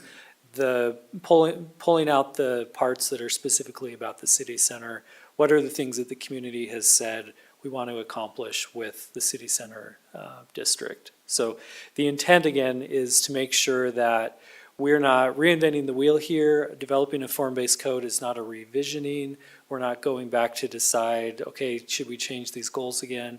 We're really saying, these are the goals that are on the books. How do we make sure that the code supports the achievement of those goals? Zach also provided us some of the URA objectives from 2016.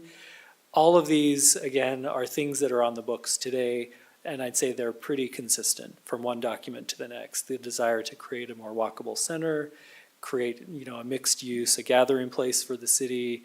All of those things I think are pretty consistent from one document to the next as far as what you have adopted. Any questions about any of that so far? Yes. Well, I guess we're talking about this for the downtown area, and I thought one of the objectives in that downtown area was to have it be, I don't know if I want to say a specific architectural style or at least consistent with some of the heritage architecture that was there. And what I just heard you say is that this would not control any of that. Correct. It does not prescribe specific architectural styles. It would have consistent heights and consistent setbacks, but the architectural style is not controlled by a form-based And code. does that meet the objectives for this Yeah, so Murray City just because, Center? so when we speak about architectural style, that's different than kind of like your traditional neighborhood type look and feel and what a district feels like. So the porosity, you know, how many windows and what it looks like on the front, things like that. Architectural style, you're talking about like modernism or brutalism or Art Deco, those kind of things. And so we're not prescribing that everything in the downtown shall look like Art Deco, right? But the spacing, you know, spacing of windows, floor heights, and openings on the ground floors, things like that will lend itself to that look of the historic downtown. I encourage you to go down to Midvale's Main Street because they have the same thing going on, which also does not prescribe a style, but you can see what is being built there and see that it is still feeling and looking and acting like what's been there prior. I'm not trying to be critical, but what I just heard you say kind of sounded like you're parsing the words a little bit. That if you had all those different styles together, you may end up with just a hodgepodge look, even if you, and maybe I'm not understanding what this form-based code controls well enough yet. It hasn't sunk in. And you're not supposed to yet. This is just an intro. There will be lots of opportunity to go through this rapidly. But yeah, so there's differences. And am I explaining it correctly, Mark, to a degree that, yeah? The difference between architectural style and kind of what we're controlling for. Correct. And I think with most town center or you know, historic centers, there's always going to be a mix of architectural styles, but I think the form-based code intends, as Zach pointed out, to make it feel like it still is cohesive. So we're not going to have wild differentiations in heights and setbacks and things like that, but the style of the architecture may vary. So just like this building that we're in, this is a very modern, contemporary building. The intent is to make sure that the heights and the kind of access to those buildings is consistent. So we're not trying to pretend like the buildings are 100 years old, but at least the setting and the way that the buildings address the street are consistent. But we can get into more of that as we go on, but just to make sure you understand, in the end, there are not architectural guidelines that say, okay, it has to be exactly this way as far as the style goes. Can you explain on a high level, just because I don't think I understand? So we have the MCCD zone. Correct. And we're proposing that this would be applied to only a portion of that? Or would it take the place of the zone? I guess that's not what I'm not understanding that. The second one that you described, this would replace the MCCD zone. In its entirety? Correct. Okay. Correct. I think there were, Zach, maybe 2 parcels that we had.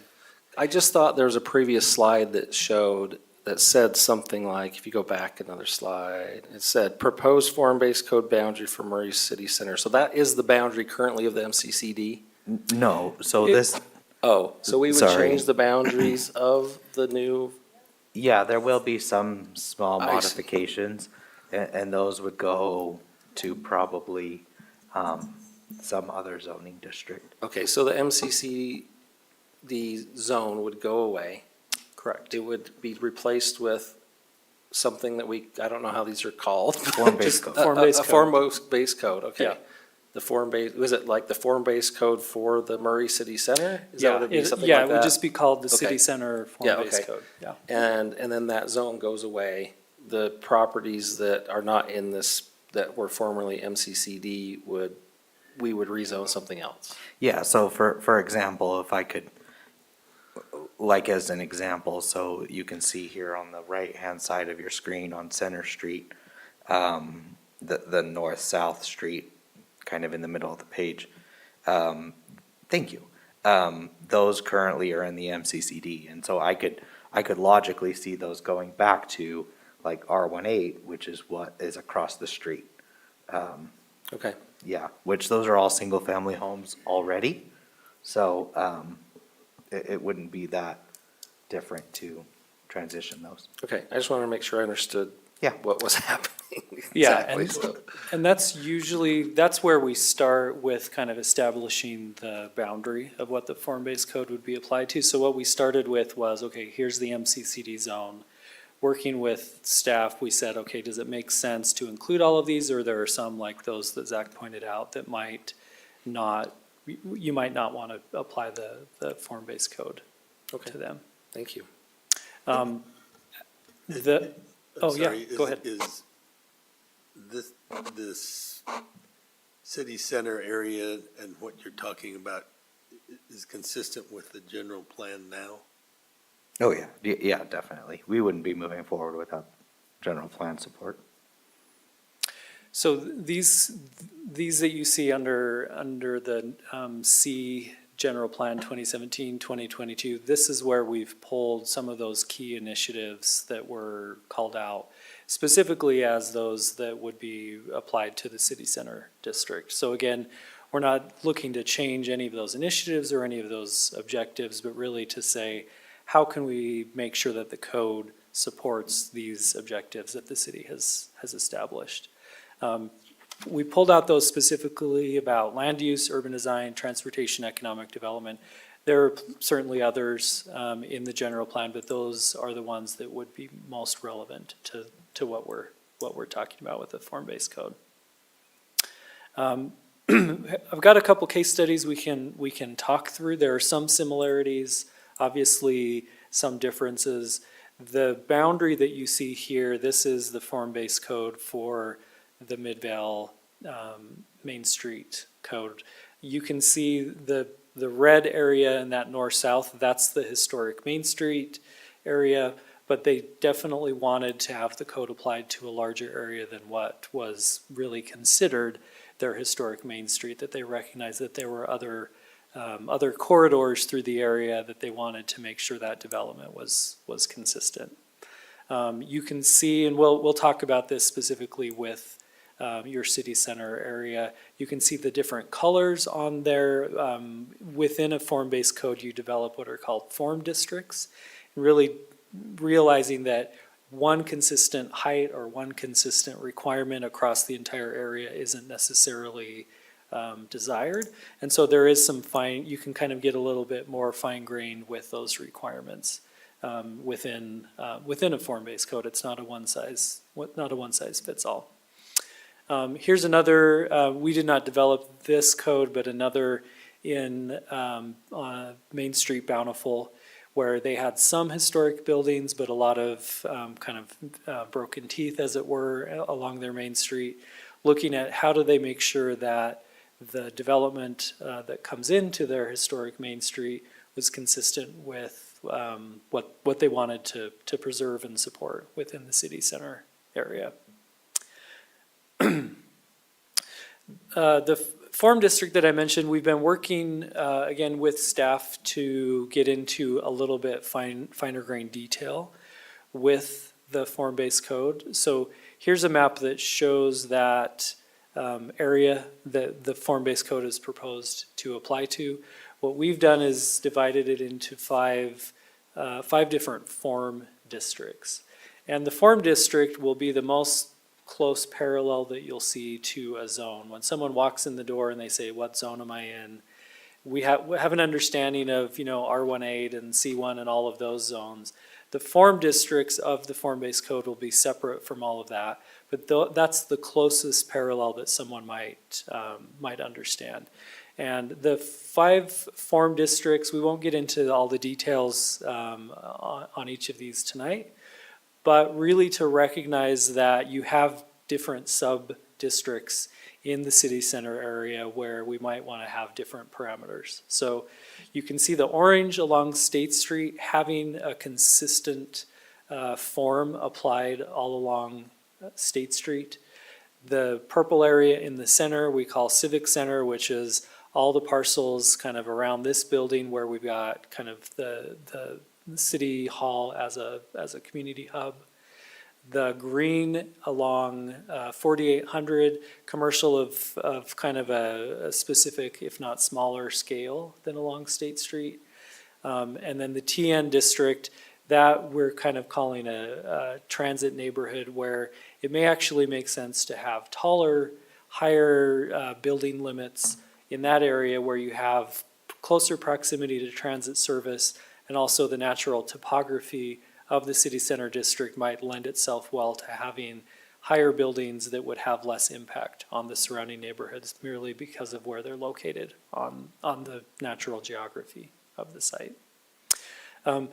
We'll come back with more information about these form districts as we develop them, but I wanted to introduce that concept that the form-based code is filled with tables that have lots of parameters for each of these form districts. The form district is the thing that is going to, that's the first column that you're going to look at with each of these form districts. So that, again, just to kind of introduce a bit of vocabulary to you, that form district you'll talk about a lot. Which form district are we talking about? The final thing I wanted to introduce, as part of this process, we're developing a prototype. And the prototype is really just an example parcel within the city center district. And what the intent of the prototype is that this document will live on, that you can refer to during discussions. Staff might bring you a snippet from the prototype to show here's what that looks like on the parcel. The prototype really is a graphic representation of the parameters as the form-based code outlines them. So the form-based code itself, the entire document is meant to have a lot of graphic detail so that you can understand exactly what the parameter is when we talk about minimum occupied space of a building, the build-to zone of a building. You can refer to the prototype to really understand what is it that we're discussing. So the code will reference the prototype? Is that how that works? The code won't necessarily reference the prototype, but the prototype is a tool that you can use to say, okay, in the prototype, it's going to show us graphically what does that look like. What is in the code? Correct. I got it. Correct. And the prototype, we chose a parcel with the help of staff. This is the Wells Fargo on Vine Street. We like to choose one that's on a corner just because corners are tricky, as you have talked about tonight. Having a prototype that kind of shows, okay, if this parcel were to redevelop, what would that look like? What would the parameters be for that particular parcel? As you're talking with constituents, if the topic of form-based code comes up, it should be clear that this is only implemented when someone comes in and wants to redevelop their parcel. We're not trying to kick any businesses out that are currently in the city center district. This is really something that will only be implemented as redevelopment comes along. There are certain triggers within a form-based code that if an existing business comes in and tries to expand past one of those triggers, that they would be required to come into compliance with the form-based code. But those triggers are set by you, the city. And so you can determine what are triggers that make sense for this particular area. The prototype itself is pretty simple, again, where it's got simple graphics that kind of show, okay, when we're talking facade articulation, what does that really mean? What are the things that we're talking about? Again, this is meant to be a tool that you can reference for years into the future to really understand, okay, staff has come to us with the deviation from the code, or there's some dispute over what needs to be required. The prototype is meant to show, okay, one specific parcel in the city, here's how it might be applied. Questions about any of that? The prototype, we've only just begun developing that. We'll be developing that as the code progresses. But again, when we come back with more information about the form-based code, we'll show in the prototype, here's what that really means, where the code itself will have some tables, a table everyone's eyes are just going to glaze over. We want to make sure that there's an understanding of what is that parameter requirement and why do we want to do that? What are the things that are going to benefit from that requirement? Would you go back to your page that had that facade articulation on it? Sure.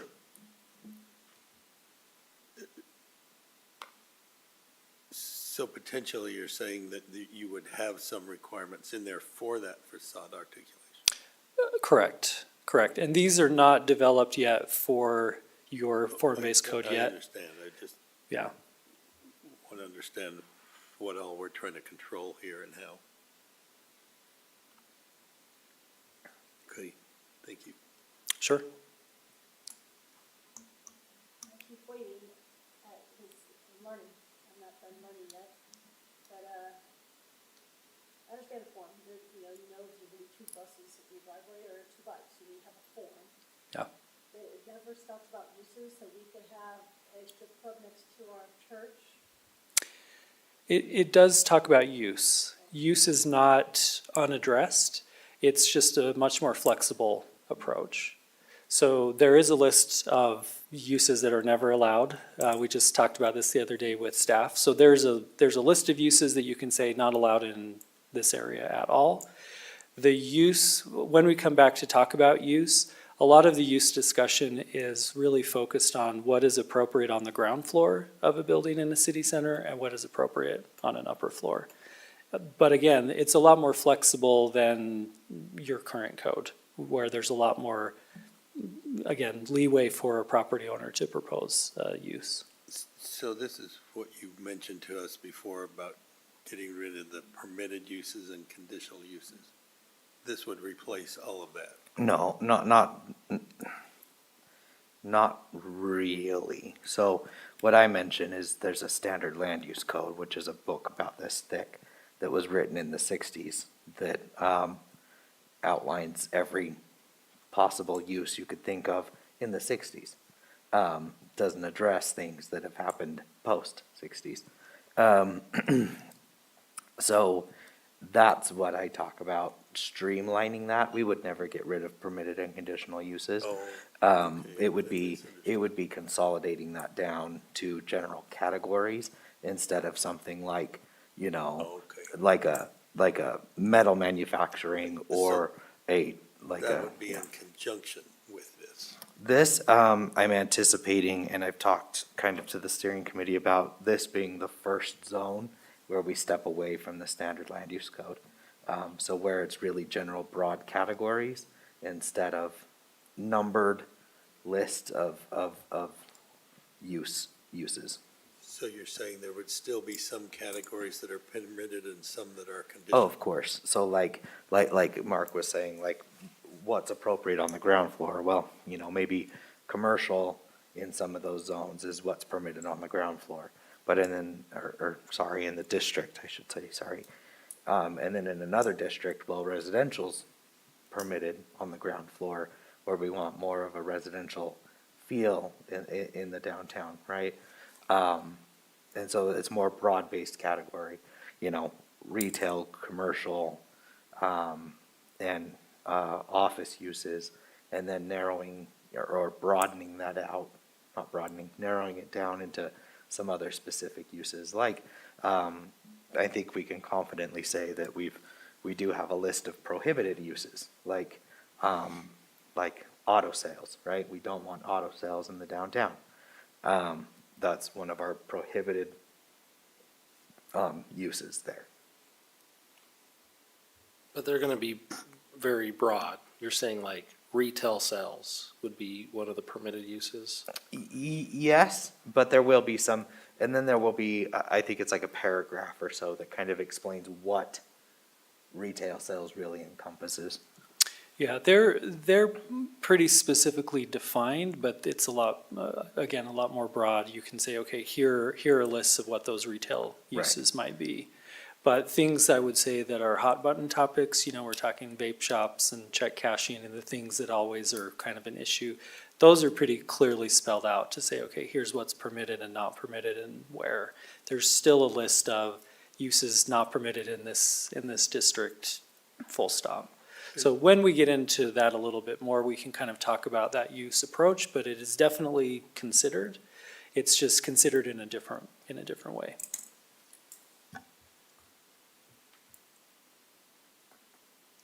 Great. Yeah, what else?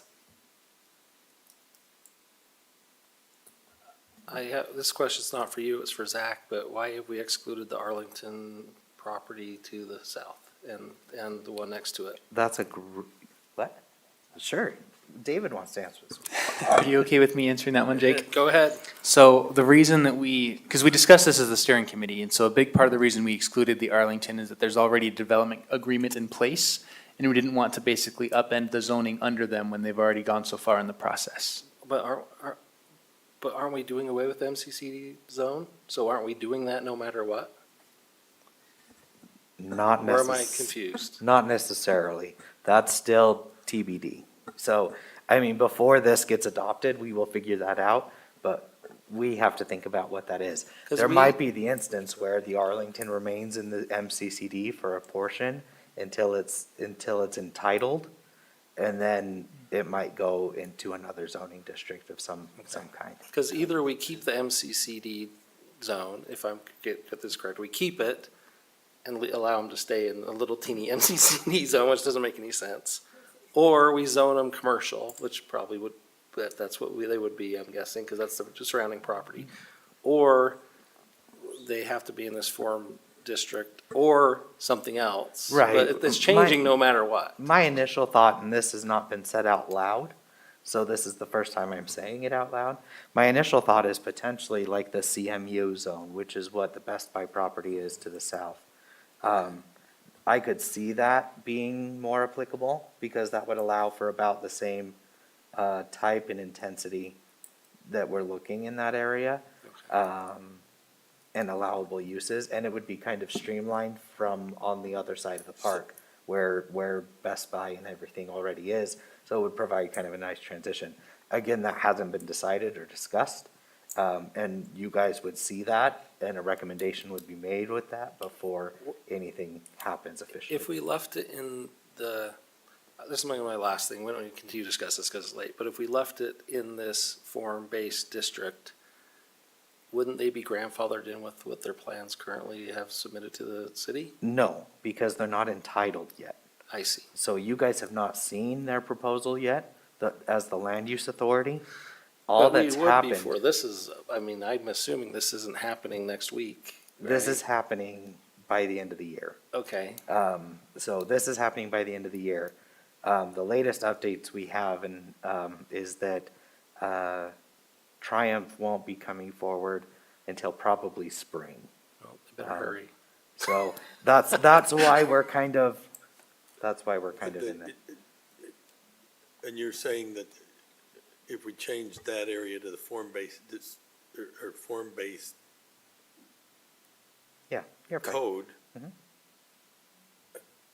you can't make it compatible with what they're already planning to do? Or it just ends up being a different set of requirements It that could they've be, got? it could be an entirely different set of requirements based on what specifically that Boulevard District would include, based on what, yeah. So, there's the potential that it could have a more significant impact on their development agreement and that they've done with the RDA. So that's just kind of the route we're trying to take, is to not affect that to a substantial degree.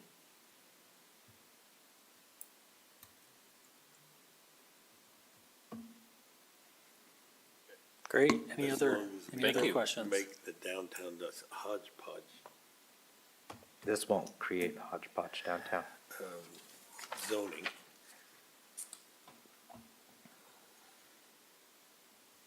I said I wasn't gonna say anything else.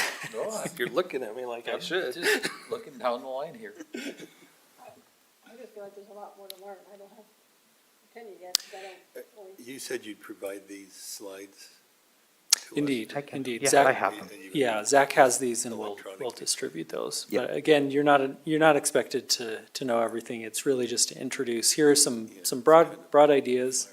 We'll be back with more detail to talk through. Also, we did a random drawing, and, so on the steering committee, we have, Michael Richards as a planning commissioner on the steering committee. We just randomly picked, put it into Excel, did a randomize. We also have Adam Hawk, the city council person, and Diane Turner on the steering committee for these as well. So, so that we can help, we have another person outside of just staff that can kind of help explain this a little bit as well as they're learning. I guess I'm still waiting to fully understand how it's more predictable. Because like I said, oversimplify a little bit what I've heard you say is I don't know if there's going to be an RV and a bus parked in this space, or if it's going to be two little bicycles. I have an idea of the form. I can send out some videos, of form-based codes, just to try to help explain some of that and how that works. I'll try to find some. Knowing the space is definitely more helpful. I think whenever we bring up this area, there's a group that goes, yeah, let's build this and this and this, and the other group comes in and says preserve. And so I think those two arguments need to be taken into consideration so this can, It's already, so that's one of the things, right, is that's already been asked and answered. We have the guiding vision. This is not visioning. This is the nitty-gritty details, not whether preserve or not preserve. Whether it's preserved or not preserved is for somebody else. I understand, but I'm just hoping this works this time. Like you've said, there's 64 years of records showing we've talked about developing this area. Yeah. I'm looking for what is better about this that'll help us move forward, because we need to move forward. And Sure, and I think that's a good thing to think about. Zach mentioned a little field trip to Midvale's Main Street. It might be worth next time you're close by. They were in the same place 5-6 years ago where they'd been talking about something happening for decades. The city got together, they created a vision, the RDA, spent a bunch of time making sure they have the money to do it, to invest. And you go there today and it's wild how much is being built on their main street. And it feels very cohesive. It feels like it fits in with the historic buildings. Like it really is accomplishing what they hoped to accomplish. So it might be worth just swinging by there someday just to, I've driven back and forth through there. There's a little Mexican restaurant we like to eat in. It's a neat developing area. yeah. The one with the mural on the side in the grocery store, even, I don't know the name. So- They have pinatas in the grocery store. Yeah, so, and again, we'll come back with more information, but again, the intent is that it's more predictable. You know what's gonna happen. We can't guarantee that, okay, all this development is gonna flood in, because that's dependent on all kinds of economic conditions. But at least we know when something comes along and somebody says, we wanna develop, you have code in place that you know what to expect that would happen there.